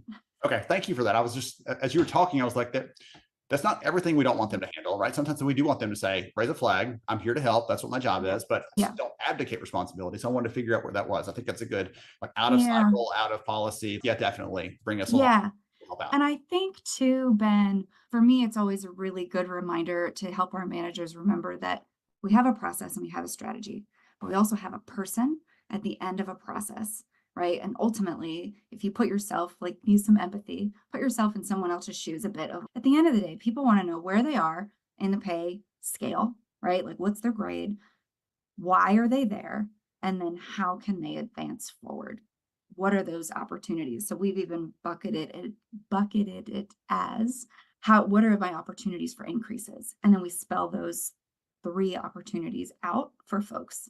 For those of you in the audience listening to this session, those 3 things, I'm going to repeat for those of you in the back, like where they are, why they're there, and then how they can advance. So if your people don't know the answers to those and you're not comfortable with them going to their manager to get answers to those questions, then take some notes as Kathy's sharing in a little bit, because you're going to get some good ideas for how to actually enable them to do that a little bit. So Kathy, coming back to this, I said this was not just a comp, but also the communication side of that. A lot of what we're doing with our managers is to get them on board. So it's probably not as easy as, here's your email with our policy and you're good to go on our pay and everything else, good luck. There's some more things probably wrapped into that. Is there training? Is there additional like one-on-ones? What other sort of things are wrapped into that? Yeah. Absolutely. Wouldn't it be the dream if, like, you put the email out there and then it just magically happened? Right? Oh, no, sometimes I do this a lot, Ben. I'll even add like a little joke sometimes into my emails just to see who's reading it. And people are like, oh, good one, Kath.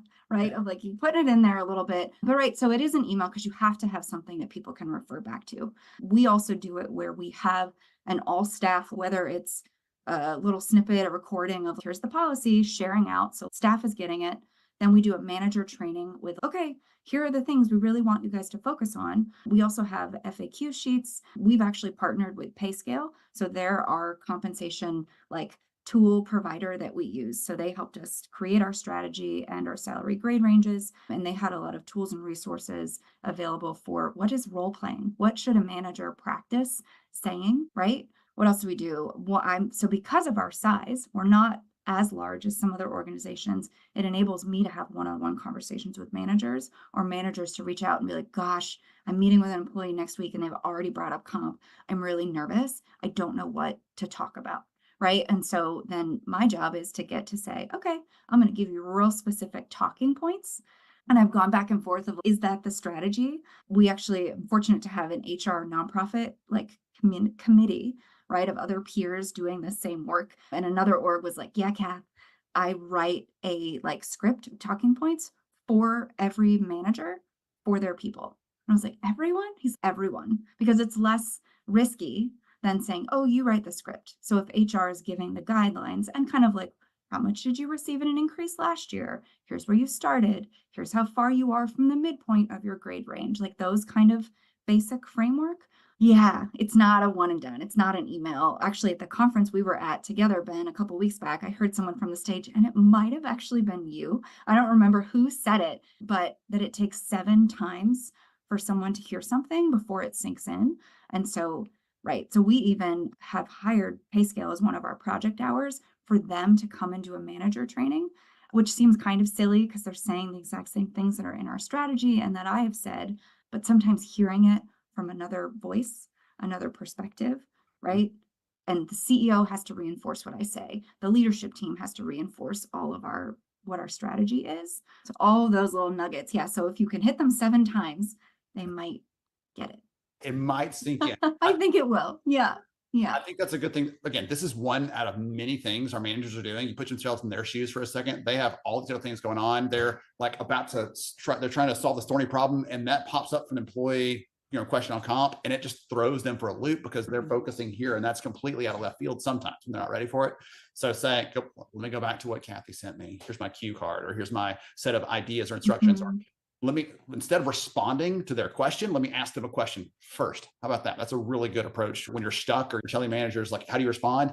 When they ask you a question, the first thing you do is not answer that. You give them a question back. Hey, how much detail do I need to give you? Or like, what are you looking for? Right? Like sometimes their question is so simple and we get so worked up and think it's going to be this. They want to know, what their next increase percentage is going to be. And they don't want to know that. They want to talk to you and have an idea that there is a process.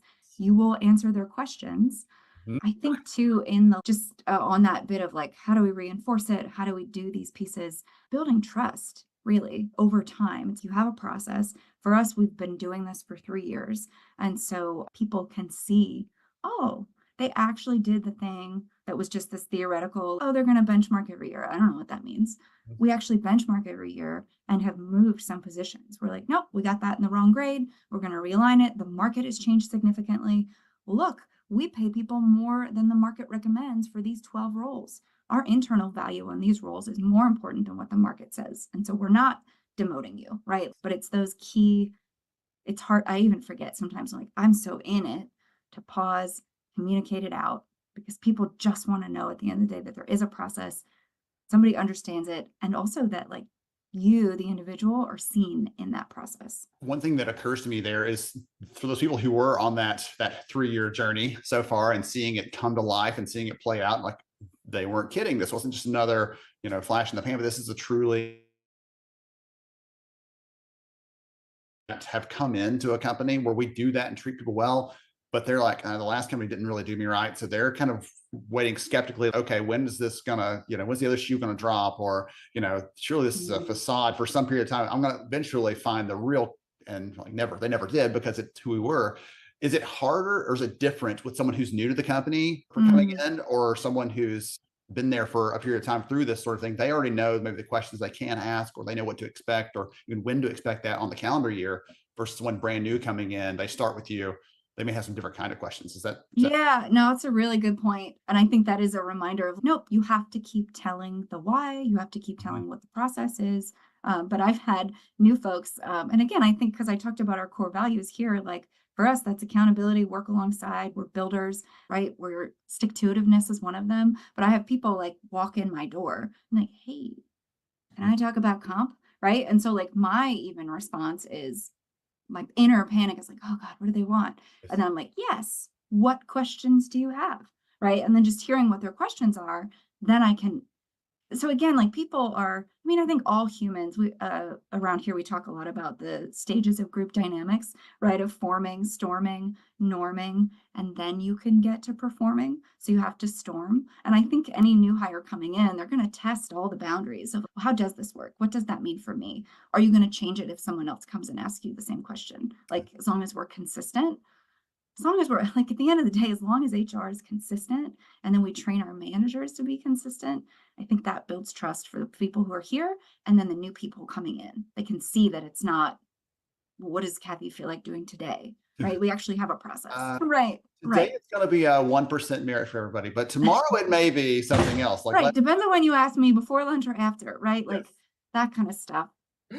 That is funny. That Dan Pink's book, When, he talks about how cases in the morning are generally better than court cases in the afternoon, or because surgeries, right? Yeah, like all those kind of data points. So thankfully, we're not going to be the same in that. We're going to stick a policy in there. We're going to stick to it and hang with it. Okay.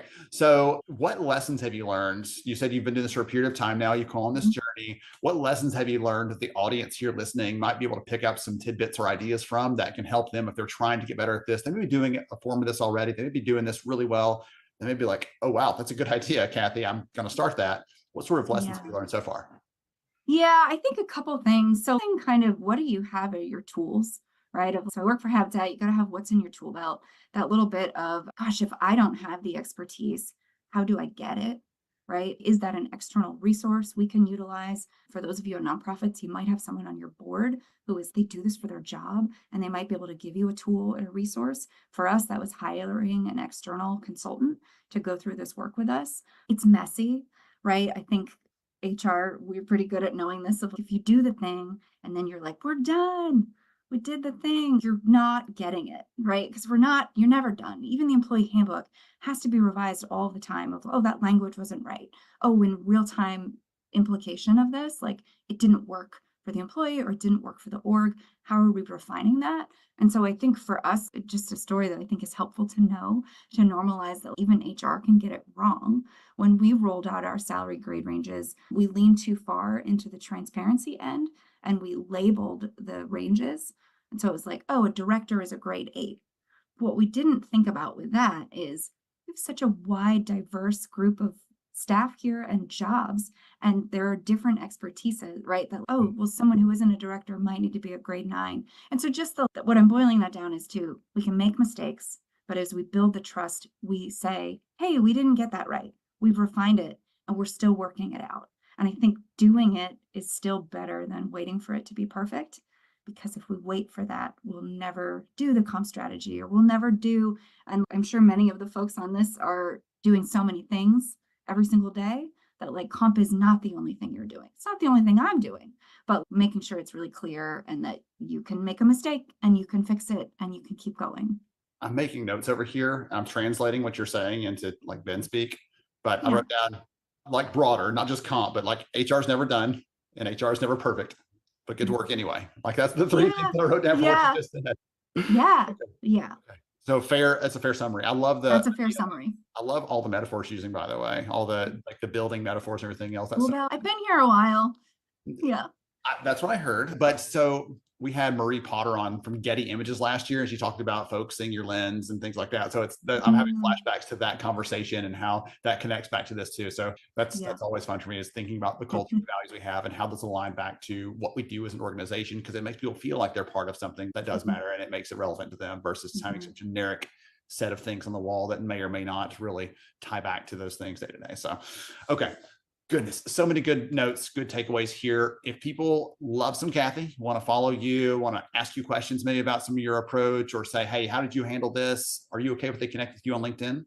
Absolutely. Yes. Wonderful. Yes. Thank you again for joining me. So great to meet you in person. Great to, appreciate you for saying yes to coming back and joining us here for summer school. It's going to be a ton of fun for the audience. I know they're going to get some good ideas from this as well. And to everybody else out there, stay tuned for more good summer school coming right up. All right. Goodness. Love Kathy. Love those inputs. George, anything stand out to you? She talked about a lot of transparency stuff. You were posting stats in the comments. I had to get some little data in my life there, Ben, with some of the research that we did. I think that the thing that stands out the most, and there are some keywords in the chat, right? Consistency. And as we continue to evolve and adapt, those are some things that we have to do. But yeah, I love the fact that in our research, it kind of aligns with everything that Kathy was saying, that nearly 3 times more likely for high performing companies when it comes to this compensation, that they're clear, like there's no lack there. They're very clear and they're very consistent. And when you have consistency is something that can be repeated very easily. And that leads to a transparent situation. And I think we as humans and people, especially employees, they want transparency. They don't want anything that's going to be hidden, that they have to dig for and ask for, which we will do. Employees will do. They'll talk to each other eventually. No matter what you say, don't talk about. It's a conversation that's always going to be had in the break room or outside in the smoking area. Smoking area. Oh, that takes me back. Back. Oh goodness. Okay. Clear the smoke. Hey, got the smoking tree out there, shade tree. So, all right, I brought my shoes out earlier to share and then forgot about it in the moment to share the very first summer school Unity Award ever given. I've got some prizes to give away to people. So a couple of prizes first from our friends over at Goody. They put a couple of those back out here. They said yesterday the response was so great, they're going to give a couple more things away. So they grabbed a few additional, and then we have some other ones as well from me and George, the team here at Summer School. So let's put this up on screen real quick and walk through this. So if you want to get a goodie and you're not on the list, take a screenshot real quick of this one, because you can still get one. It's kind of a secret. So you can still get a goodie to send to someone else. So make someone else's day, give them something to smile about, and all that good stuff. So thank you to the team at Goody. Here's 5 quick winners for this. So all you have to do, screenshot this, your name's on the list, ping Rosario there. Her email address is on screen, and she'll work with you to get that connected and get that over to you. So congratulations to you for that one. I have the list from yesterday as well, just in case you might have missed your name on there. I think all those they've already captured all those and got those set, but those as well won yesterday. And now we're going to give some things away from the summer school family. So for those of you that we flagged for your awesome comments and recaps for the event, we're going to get a shirt out to all of you. And then I was trying to grab as many names as I could during the session with Sarah on compensation, on hiring and some of the challenges, the issues there. So I grabbed a bunch of names to send out a copy of my book, Talent Scarcity, which is all about recruiting and hiring and the challenges there and some creative things you can do to solve for that. So we have some other giveaways we'll do toward the end of the session today. But for all of you that won, just take a screenshot, reach out to the team. And once we can catch our breath, we'll circle back with you on how to redeem that and how to get us all your information to make sure we get those over to you. All right. Tremendous. George, we're like right at on time, which is great and incredible. I'm so excited about that. We have 2 more sessions today before we wrap up, which is goodness, it's making my heart hurt a little bit. So our next conversation we're going to have is with Arno over at Clear Company. They're one of the sponsors and partners for summer school this year. We're going to hear about, I talked about HR tech to start the day off. Do you remember that? And we're going to talk about HR technology, some of the role that can play in the work we do. We talk a lot about using our hearts in HR and the impact we can have. You can see that weaving through the summer school. But at some point, we got to use our hands too. We got to get some things done. We got to get some things accomplished. And so we'll hear from the team over there how they're enabling that for employers and some of the news that they have to share. So let's dive into this one. We'll have one more session after that with Greg Hawks, everybody's favorite summer school adjunct professor, and George on that one. And then we'll wrap up for the day with some key takeaways and things that you all need to know. And maybe a prize winner for a cruise even. So here we go. Let's dive in with Arno for day 3. Here we go. I hope you've enjoyed summer school so far this week. We've had a lot of great ideas, great content shared so far. And I am so excited to be joined by one of my old friends, Arno here. We're going to be talking about some of the good stuff they're doing at Clear Company, some of the strategy around performance, learning, skills, all those things, how they wrap together inside your organization. So Arno, welcome. Glad to have you. Thank you, Ben. Glad to be here. Absolutely. So before we get to some of the fun stuff we're going to talk about today, would you take a minute and tell the audience more about who you are and what you do, please? Yeah, my name is Arno Grunwald. I'm the Chief Product Officer at Clear Company. I've been in the HR tech space about a decade now, which is why we go way back. And it's good to be on this event with you, Ben.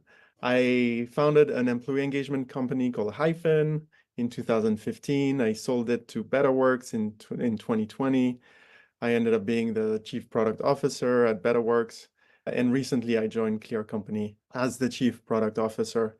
I'm very passionate about analytics and finding data to provide value to clients, to help them understand their people and refine their talent management strategy. So that's one of the reasons why I'm super excited to be at Clear. Awesome. Well, I was going to ask you, one of the things, you have a lot of choice right in that space. There's always a good demand for high quality product leaders. Why Clear Company? What's unique about them that sort of drew you in? Yeah, that's a great question. I fell in love with the fact that they are a unified talent management platform that connects together very tightly all the stages of the employee lifecycle. So very concretely, we find great potential for recruiters through our sourcing tools. We help them recruit A players with our ATS. We provide new hires with an outstanding first experience through our onboarding module. And then as soon as they're onboarded as employees, they get connected to the vision, the mission, the business objectives of the company, because we have a goals module. And then we help them accomplish their goals through one-on-ones and feedback and performance reviews. And not only that, now we're adding learning to the fold where employees can make progress towards their personal developmental goals. So as you can imagine, as a product innovator, having all this data and being able to tie it together, right? And think about the analytics that are possible. For instance, I'm closing the loop, but now we know who the top performers are. We know what it took to hire them. We know what they look like as candidates. We can feed back this information into the recruiting machine, into the recruiting algorithm, and refine it to help recruiters find more A players in a lesser amount of time. So these kinds of insights and data connections were extremely compelling to me. Yeah, as someone else that loves data, that loves being able to tie things together. I know that's one of the challenges that I've had in the past when I was working as an HR leader is we had systems spread out and scattered out, and you couldn't ever tell the full truth. And I can't remember if I've told you this data point or not, but one of the things we see in our research is as HR teams, like all of you out there listening right now, as you start adding more tools into your tool set, your tool belt, you say in our research, like I can get more things done and more productive. But at the same time that productivity is going up, your ability to see the real truth goes down because they're all scattered in all these different places. So having all that together, it's almost like a playground for you, I would imagine. And you actually got a new, let's go do the playground metaphor. You got a new piece of playground equipment recently. There was a new acquisition in the learning side of the product. Talk about that and how that's going to fit together into this bigger picture you just painted for us. Yes, skills development and learning management has always been core to the vision of Clear Company. And so we're super excited to welcome the team and the technology of Brainier into Clear Company. So we announced earlier this week that we are acquiring Brainier. And learning is part of the talent management puzzle. It's an integral part. But in the past, learning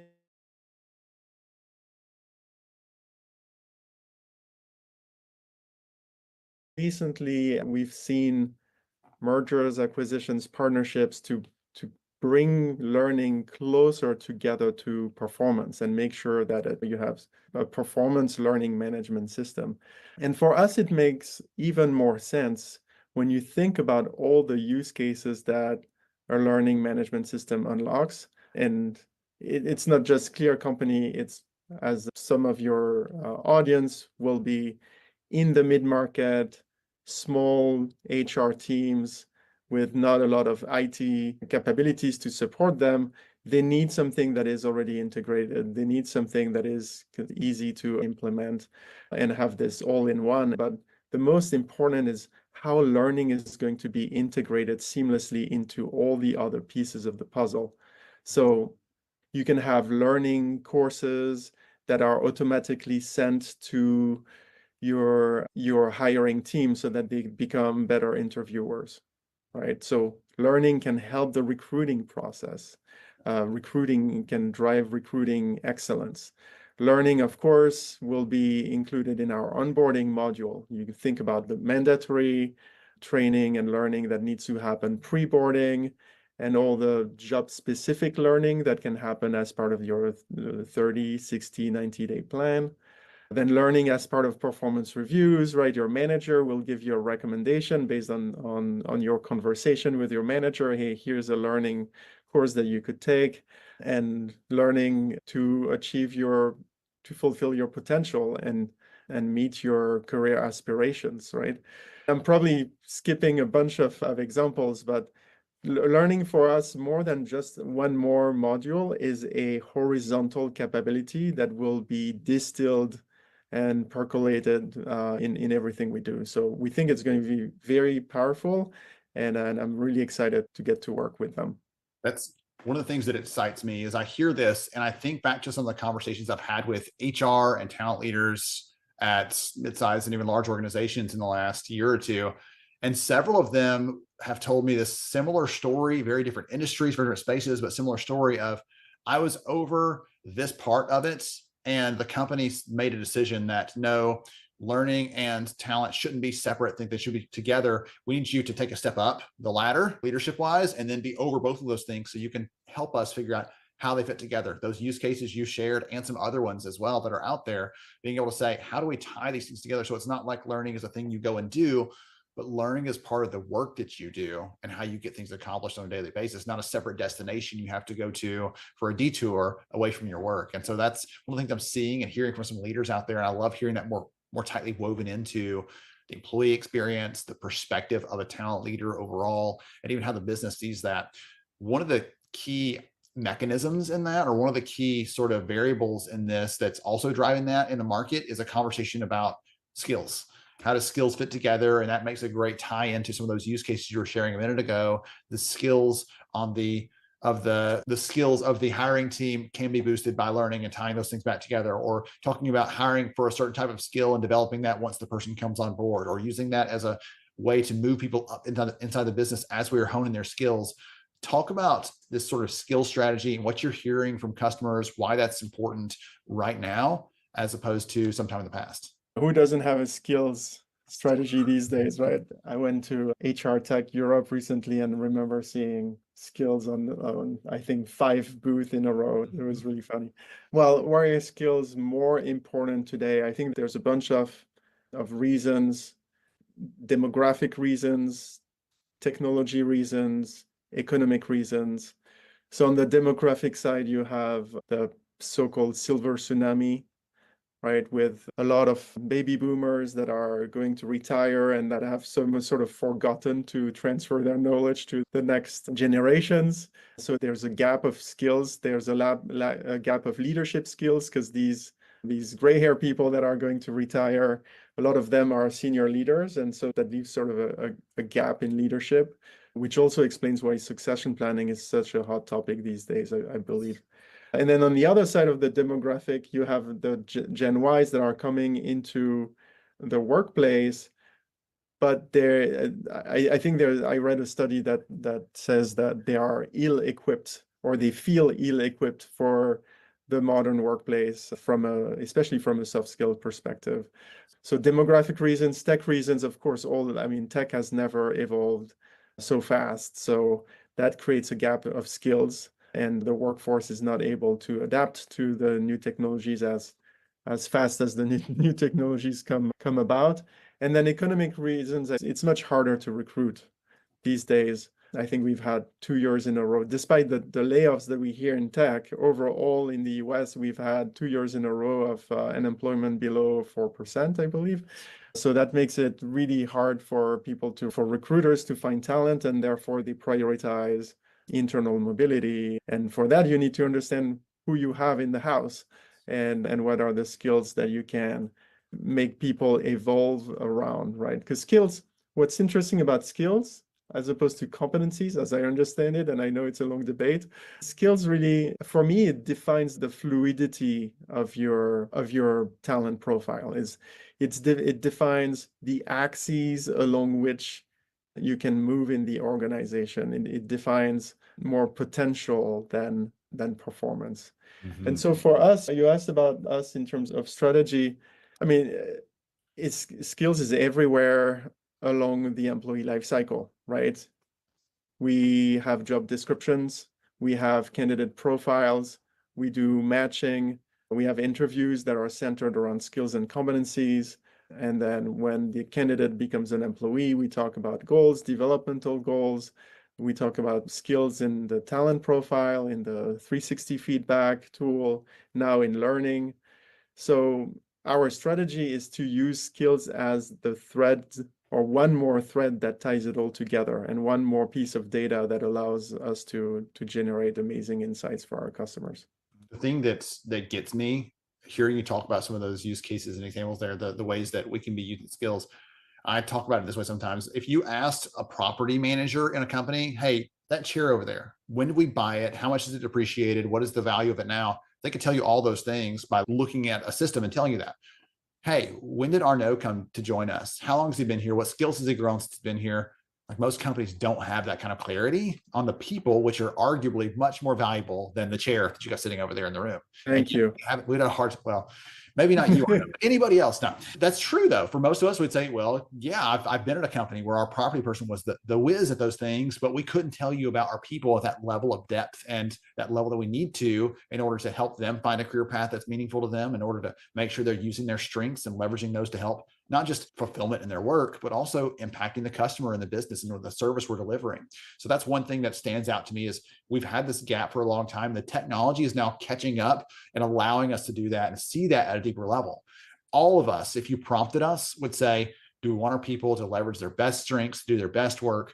Absolutely, yes. But how do we do that? It's been hard to do that without having the right kind of tools alongside us. Yeah. Something that I like about skills, again, maybe as opposed to competencies, is competencies very often is talked about only at the individual level. It's a way to evaluate people, either their people's performance or their potential during the interview process. Yes. When you talk about skills, you have this ability, it's easier to roll up at the team level and the department level and the organization level, and to really know what kind of talent to qualify your talent, where the talent stands out and where it has gaps. And so I like that with skills, you can be at the 30,000 foot level, at the organization level, and you can take it down to the individual talent level. There was a chief learning officer, a friend of mine, who told me a couple of years ago that he said, it is my goal when someone signs into our learning system that they can tell what kind of company we want to be, because they can see the kind of content and training we're putting in front of them. And so they had a lot of soft skills development training on how to handle disruption, how to be an agile, how to work in an agile way, things like that, because they wanted their people to see that long term, you can't keep doing the things you were doing. You're going to have to be this way if you're going to be successful. And so they said, if you log in here and you log into another companies and they look the same, I have failed. Is what he had told me. That's a pretty compelling way of looking at it. But what you're saying here on the, let's roll skills up to the organizational level, see what sort of gaps we might have, see if we're going in the right direction. Oh, we thought we were stronger here than we actually are. What are we going to do to shore that up? And really being able to act on that and use that data. There's our data analytics conversation again, use those things in a meaningful way. So one of the other pieces I want to touch on before we finish today is AI. So AI is a thing that you and I are both get excited about. It's maybe overhyped sometimes. So let's talk about how these things can be more practical and more helpful for all of our friends working in HR. What can we do? How can it work? What sort of things are you seeing there as a product leader, as the technology person in the room, when I'm just the HR guy? What sort of things do you see from your perspective that might be useful or helpful here? Yeah, it's a big question. I think we have yet to understand how much disruption is going to come from this wave of AI. Today, it's fairly tactical, and even the platforms that call themselves AI first, it's still superficial, the way AI is being implemented. I'll give you an example. I mean, think about the form factors of AI today. You have the toolbox. AI does this, AI does that. AI allows me to write better feedback. AI allows me to summarize a performance review, so on and so forth.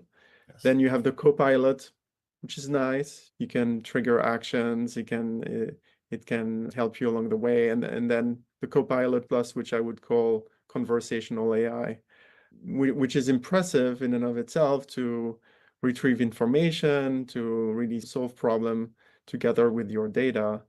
But I think the transformation eventually will be more profound than this. When you think about it in recruiting, for instance, the processes have not changed in the past 50 years, right? It is the resume, it is the interview, it is the same onboarding steps. And I believe that there will be profound changes. I believe that AI is going to turn processes like recruiting, like employee engagement, like performance reviews onto their heads.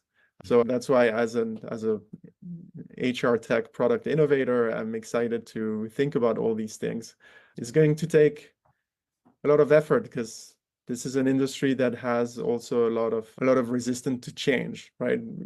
I was in the employee experience performance management space, and we were talking about continuous performance management and how this was a new thing, but people are still doing performance management the way it was done 20 years ago. So I wouldn't be too scared about AI changing things too fast, but I believe in the next 10 years, let's say, we are going to see a process that is completely different, completely AI driven, and that allows the HR person, I'll take the example of the recruiter, to really focus on what they do best. It's the emotional part of the process. It's the conversation part of the process. They shouldn't be scheduling interviews or even sourcing candidates. They should talk to people who have potential and help identify the best, and then help as an organization convince them that this is the right job for them and really make them sign at the bottom of the offer page. Absolutely. So yeah, I'm not sure if it helps, but of course AI is on top of mind of everyone in the industry right now. Yes, I think that's a good example. What our research shows, because you've heard it same as I have, same as everybody else has, for ever since AI was a thought was, oh, AI will do all the things that we don't want to do or don't need to do, so we can spend time what we should be doing. we've heard that for a long time. And one of the things that we've actually started doing in our research is asking, are you using these tools? Are they saving you time? If yes to those questions, what are you doing with that time? And we see the number one answer is they're reinvesting in relationships. They're building connections. They're doing that emotional intelligence piece that you're talking about here, like really relating, connecting with other people on a deeper level to say, is this truly the right job for or no? What do we need to know about him to make sure that we're supporting him as a candidate, as a potential future employee? And so tying those things together, we're seeing that being the number one real answer for employers, which is exciting to me, because sometimes when you hear those little pithy statements in the market, you're like, yeah, maybe not in reality, but that's what's actually happening there. So there's some good data to back up exactly what you're saying. That's the direction things are going. Automation drives efficiency and allows people to have more time for strategic conversation or spend time with our kids, for that matter.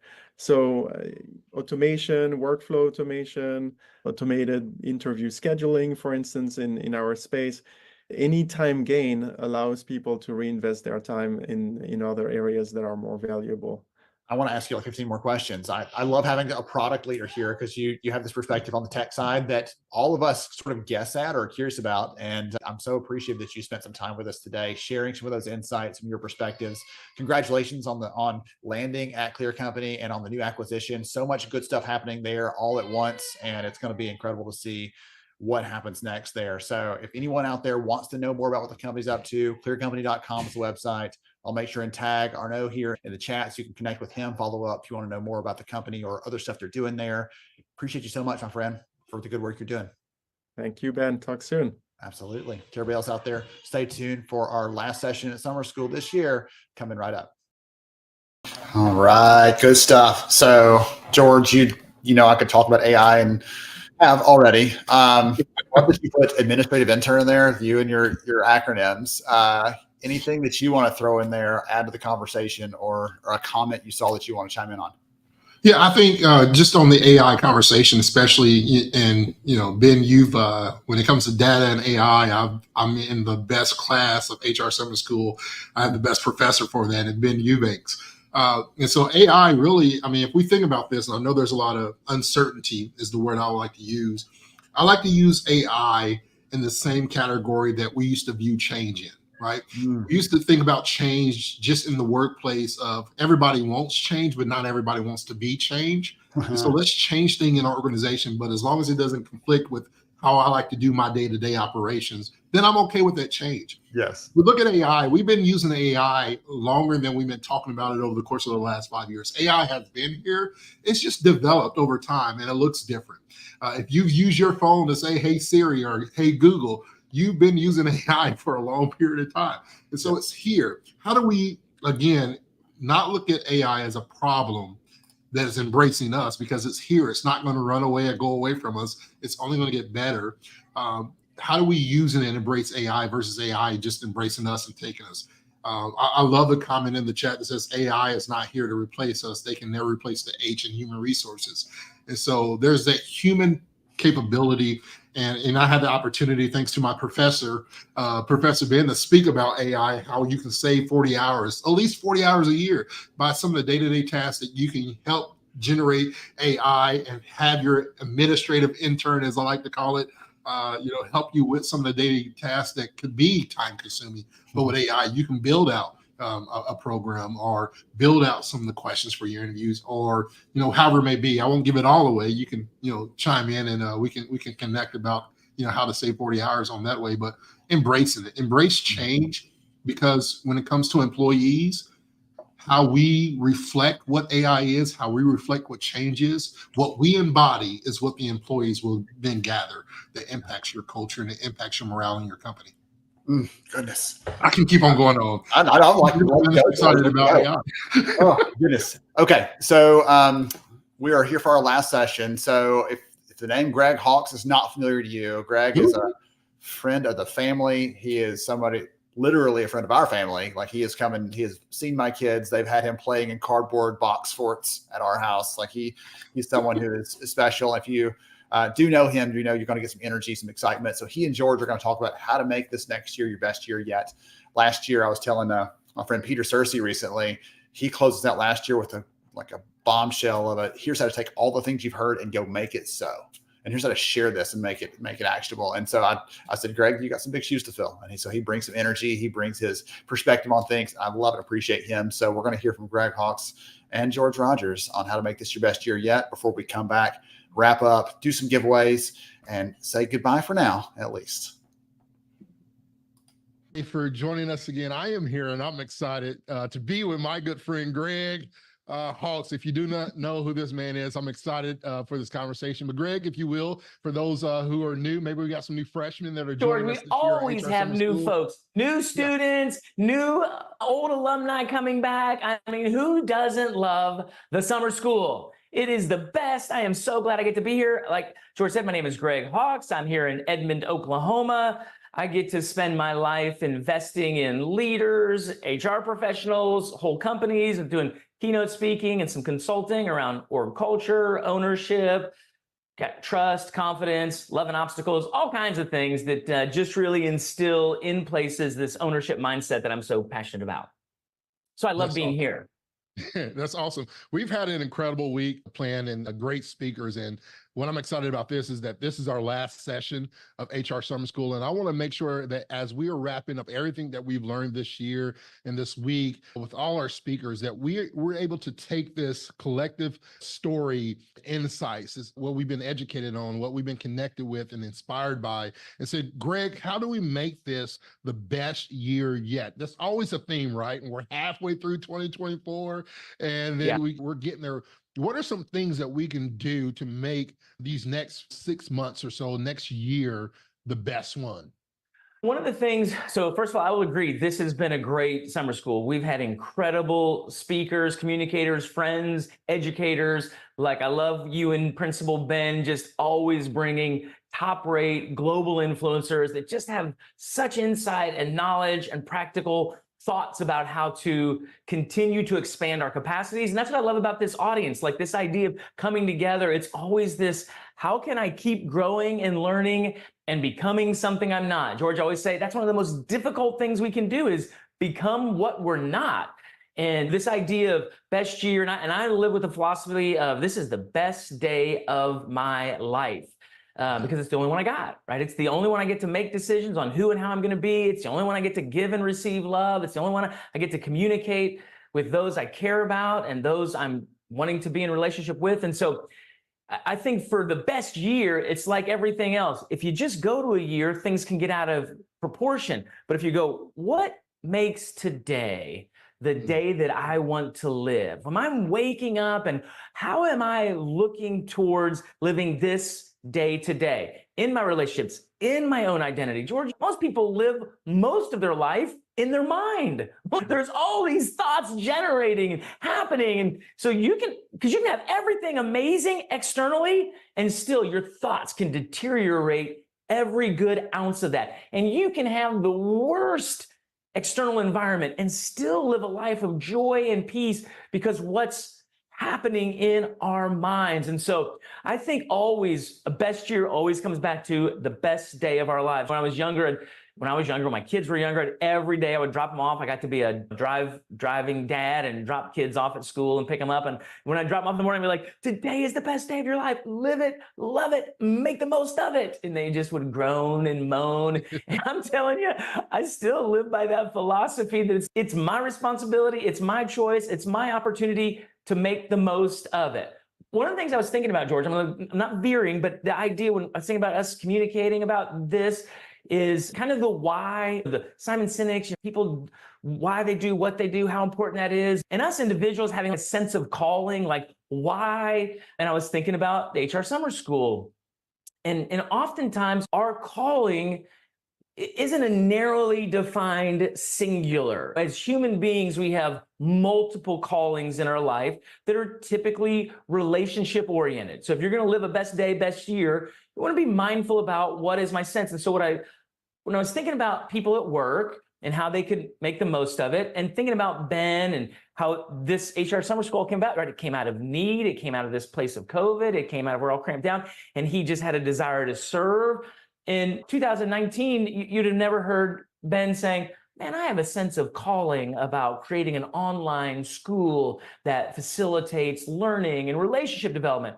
But because that place of need, now all of a sudden, he has a whole nother line of his life, a responsibility, if you will, and a place of fulfillment to do that. And I find at work, and you know this, George, many people are like, I just kind of ended up here. I ended up in this HR seat. I ended up at this company. This wasn't like, I didn't go, I'm on a mission to work there. And most of you watching, you didn't pick your company and go, that's the end all be all of my sense of calling in life. But you're there, whether by, I just needed a job, or I've been here for 20 years. And what I love about kind of what HR Summer School represents, and what for us living, this idea of you don't have to move towards something that you're like, this is what I have, this is my why, I'm going to do this. It's when we're there that we can discover the why in the process, and the sense of calling after the fact. And when you take on that mindset, I didn't necessarily know this was going to be the place I was working, and I didn't know this was what I was going to be doing. But now that I'm here and I'm in it, what can I bring to this place that isn't just fulfilling for me, but then impacts and serves the relationships I have? And so I think people live frustrated, disappointed, sometimes feeling like they've missed something, like I'm in this place of life, but I just made this decision, or I just made that decision, or if this relationship had worked out, or if this relationship didn't fail, then life would be different. And so this idea of best year, best day is, how can you in yourself go, you know what, this is where I'm at, and this is what I can bring. And you just don't know what can develop out of that from that mindset. So George, long answer to your first question or conversation, but you have the best day of our life and have the best year of our life. It starts with us in ourselves going, this is the best day of my life. It's the one I'm alive for. Not everybody got that chance today, right? There were people here yesterday that aren't here today, just statistically speaking. And so for us to be here, how fortunate are we? What kind of great opportunity is that? There must be something that we get to still contribute here on planet Earth with others. And through our work, if you and I can make a decision that says, where I'm at right now, I can fulfill part of my purpose. It doesn't have to be the end all be all. It doesn't have to be the only sense of purpose you have. But man, if you can assign that to go, I'm showing up to work today because this is a sliver of what my life means here on planet Earth, it changes the dynamic of your day. So, and I think, Ben, the HR Summer School really reflects that. Like, it came out of a place of need, and all of a sudden it's morphed over these 5 years to be such a service. And now it's like shifted into, this is really meaningful for a lot of people. And so I think individuals can do that all the time, just like Ben modeled, if you so choose to think that way. Yeah, I love the mindset. I always, and you and I are just in alignment with this mindset of the best day ever. I always say, and I've taken on this notion that I don't have bad days. I may have bad moments. Yeah.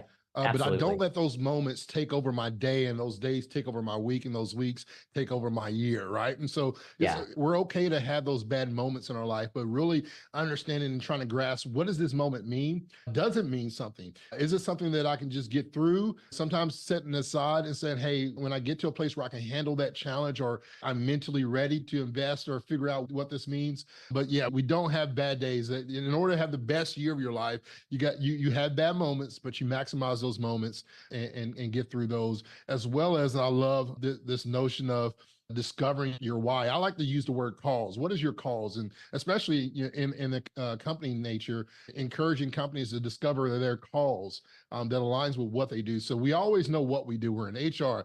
And you talk about how do we end up in HR? People ask me that all the time. And I said, I got invited and got stuck. They won't let me leave. I love these people. I love the HR network. I love the tech side of it. I'm all about it. Yeah. And I want to help champion those people. But when we discover our why, and those whys get added, there's more whys than not. It's just what we do. It's that passion that is inside of us, right? What I do has been gone from a nonprofit to the church to tech space to now in the HR space. The why doesn't stop. Your surroundings may be different in what we do. And so we want to encourage everybody. And I love this message.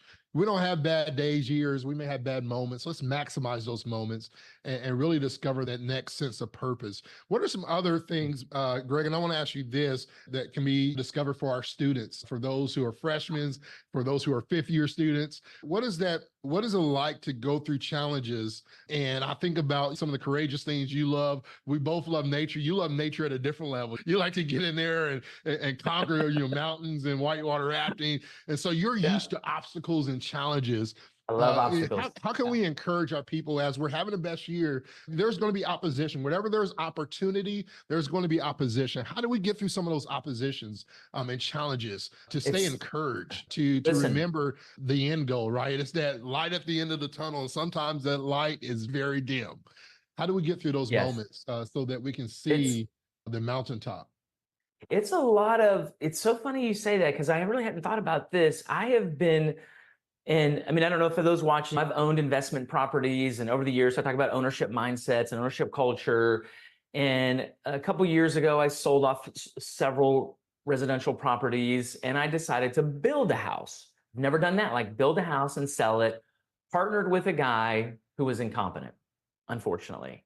It's been the longest process, and I am upside down. I'm losing tens of thousands of dollars on this. And it's been going on for almost 2 years. And George, it shouldn't take 2 years to build a house, just so you know, if you've never built one before. And it's a small little depends house. on how many square foot.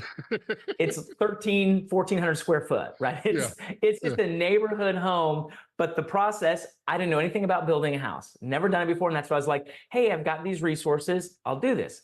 And it has ballooned almost 3 times the expected expense, and I'm losing about a third. And so here's what's happened. It just continues. I'm at the city inspector part now, and he just keeps giving me more things to do. And as a person, I'm a very resilient individual, pretty vibrant. I'm like, this process has broken me. I have never felt. And so literally yesterday, I woke up and I was like, I am devastated, because we were supposed to get it signed. I literally already have a buyer.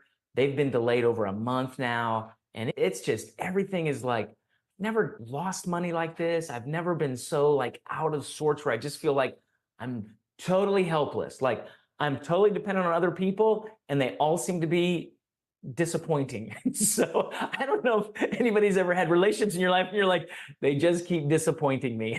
And then it's costing me money. Not only are they not doing what I think they say they're going to do, I'm paying for it, and it's not turning out. And so I literally woke up yesterday and I was like, I can't be like, it's dark cloud. I'm like valley of the shadow of death kind of stuff. I'm like, I am in it, and I haven't been here.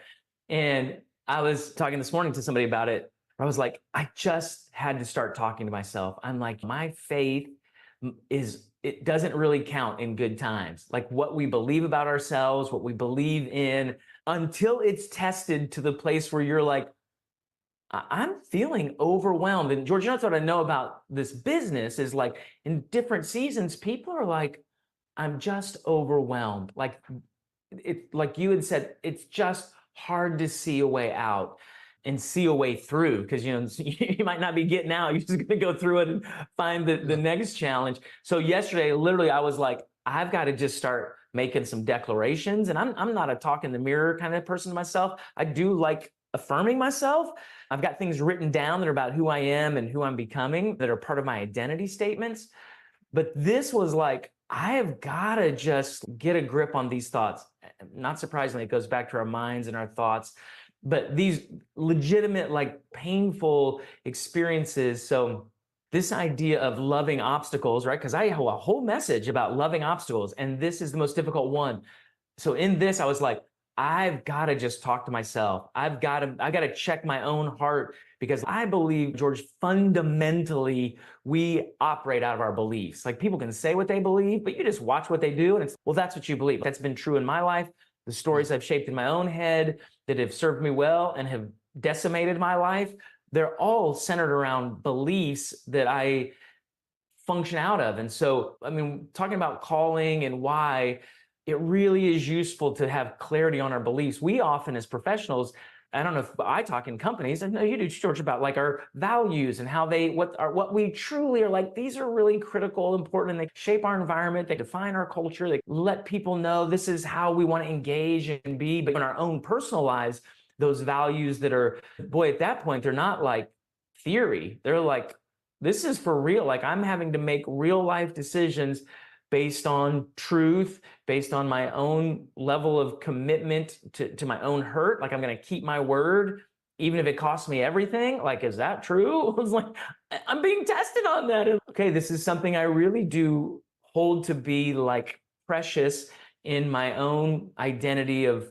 how I'm living life. So facing these obstacles that I'm in like right now is making sure I'm talking to myself enough that these thoughts of desperation and just being overwhelmed is that, listen, this is who I am. And when this is the only time faith really counts, this is the only time my beliefs really matter is when they're being put to the test. Everybody has all these great beliefs and has all this great faith and believes whatever until it's really tested. And then it's, well, is that true of me or not?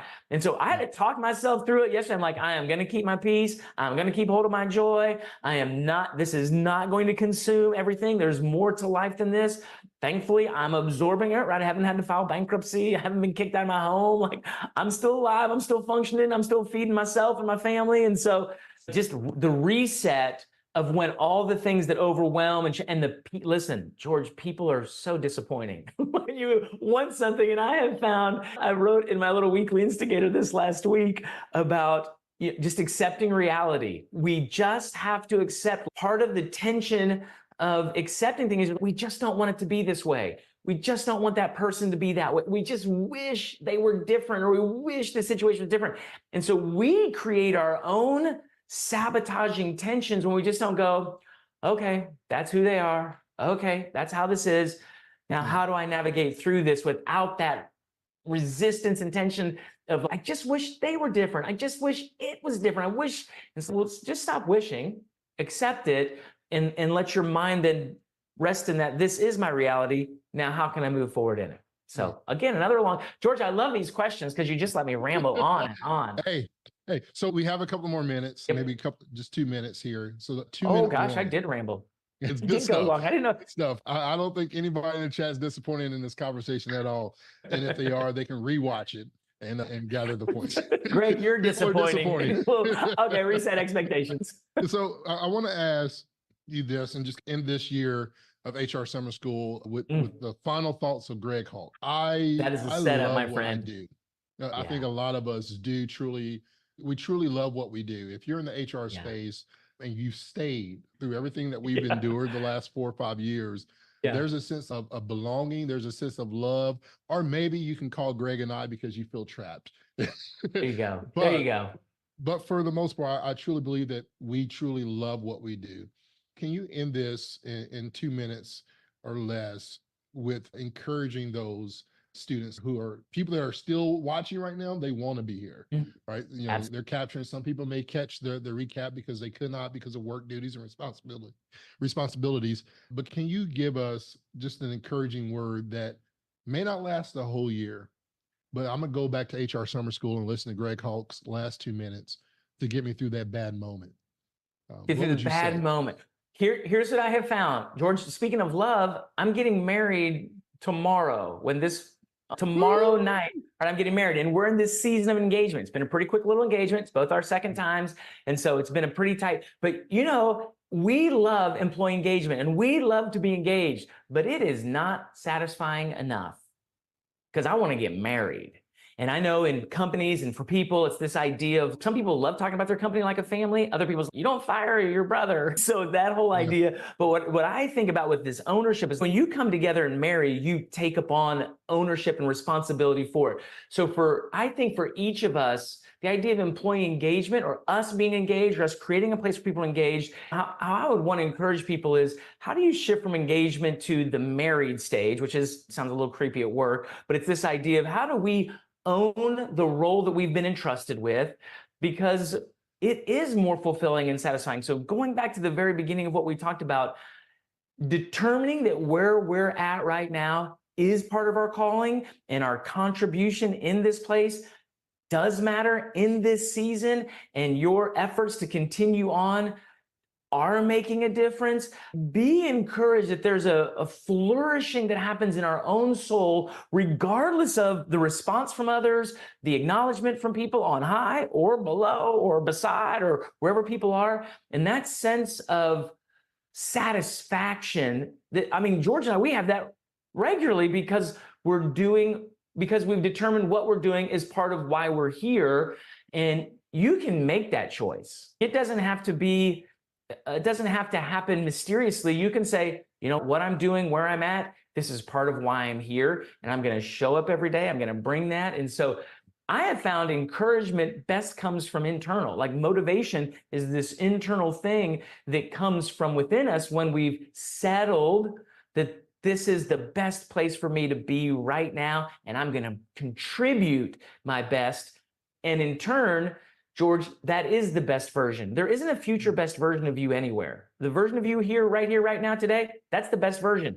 The only way it gets better is if you say today, I'm going to contribute my best. And weirdly, that's how we become something we're not. Our capacity expands by us showing up and bringing our best today, knowing this is the best day of my life. So I'll just encourage you, live it, love it, make the most of it, because it's the one we've got. Ladies and gentlemen, that's Greg Haltz. Thank you so much, Greg, my friend. It's been great. Live it, love it, and make the most of it. Congratulations to Greg on the upcoming wedding. We're so proud of you. We're so grateful for you, and we're happy for you as a community. Incredible. George, goodness gracious. Like getting you and Greg together at the same place, feel like a lightning bolt would strike or something wild. Goodness. It's, you know, Greg, I don't know what he puts in his espresso. I think it's a combination of coffee, Mountain Dew, Monster, Red Bull. And no, I think the energy that you hear there, you feel, you say, how can we get this energy that Greg has? How can we have this longevity that Steve Brown has? How can we have this compassion, right? All these speakers, Sarah, Kat, you know, how do you get all this together? And I think when you truly love, you know, for me, when you love what you do, and some people say it's not a job, it's not work, you're just living life. When you truly are loving what you do and you're leading the life you love, and understand what I just said there, leading, Leading, leading, not living it, but I get to lead the life I love. And you do that, as Greg says, you live it, you love it, you make the most of it, and you get to lead yourself through those experiences. And that energy, that's where that energy comes from, when you're leading the life you love and you get to do what you love every day, where you do it and who you do it with. I'm so glad I get to do life with my friend Ben. Man, I'm like, we've got just a few minutes left, and I just want to chat with you and like hang out as a community. We got a couple things left to do before we're over with, but yep. I think that's the thing that I learned from you. Again, I keep saying this, come back to this, but the first time I heard you speak and share, talking about the importance of leading yourself and leading the people around you and being someone worth following, like all those kind of things that I heard from you were impactful to me. And so I appreciate you as well for all the impact you've had on the community here, for the support you've given, all those good things, for you doing the late hours, working on social speaker cards for summer school and everything else that you take care of. Like, it's just an endless number of things. So let's jump over. Let's do a couple quick announcements, giveaways, all that good stuff. People are listening in. They want to know about how to get their credits. I've gotten some of the emails already. So we'll go ahead and share some of those details on those things real quick. I'll run through that. Maybe I will sing before we finish up here. We'll see.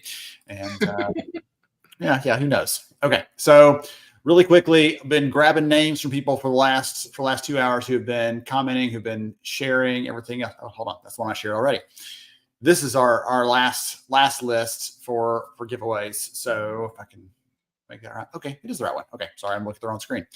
This is our list for giveaways. So some of you have been chiming in the comments, being helpful, being supportive, letting us know that you love the things that you're hearing, or sharing some of your own perspectives. So we appreciate you.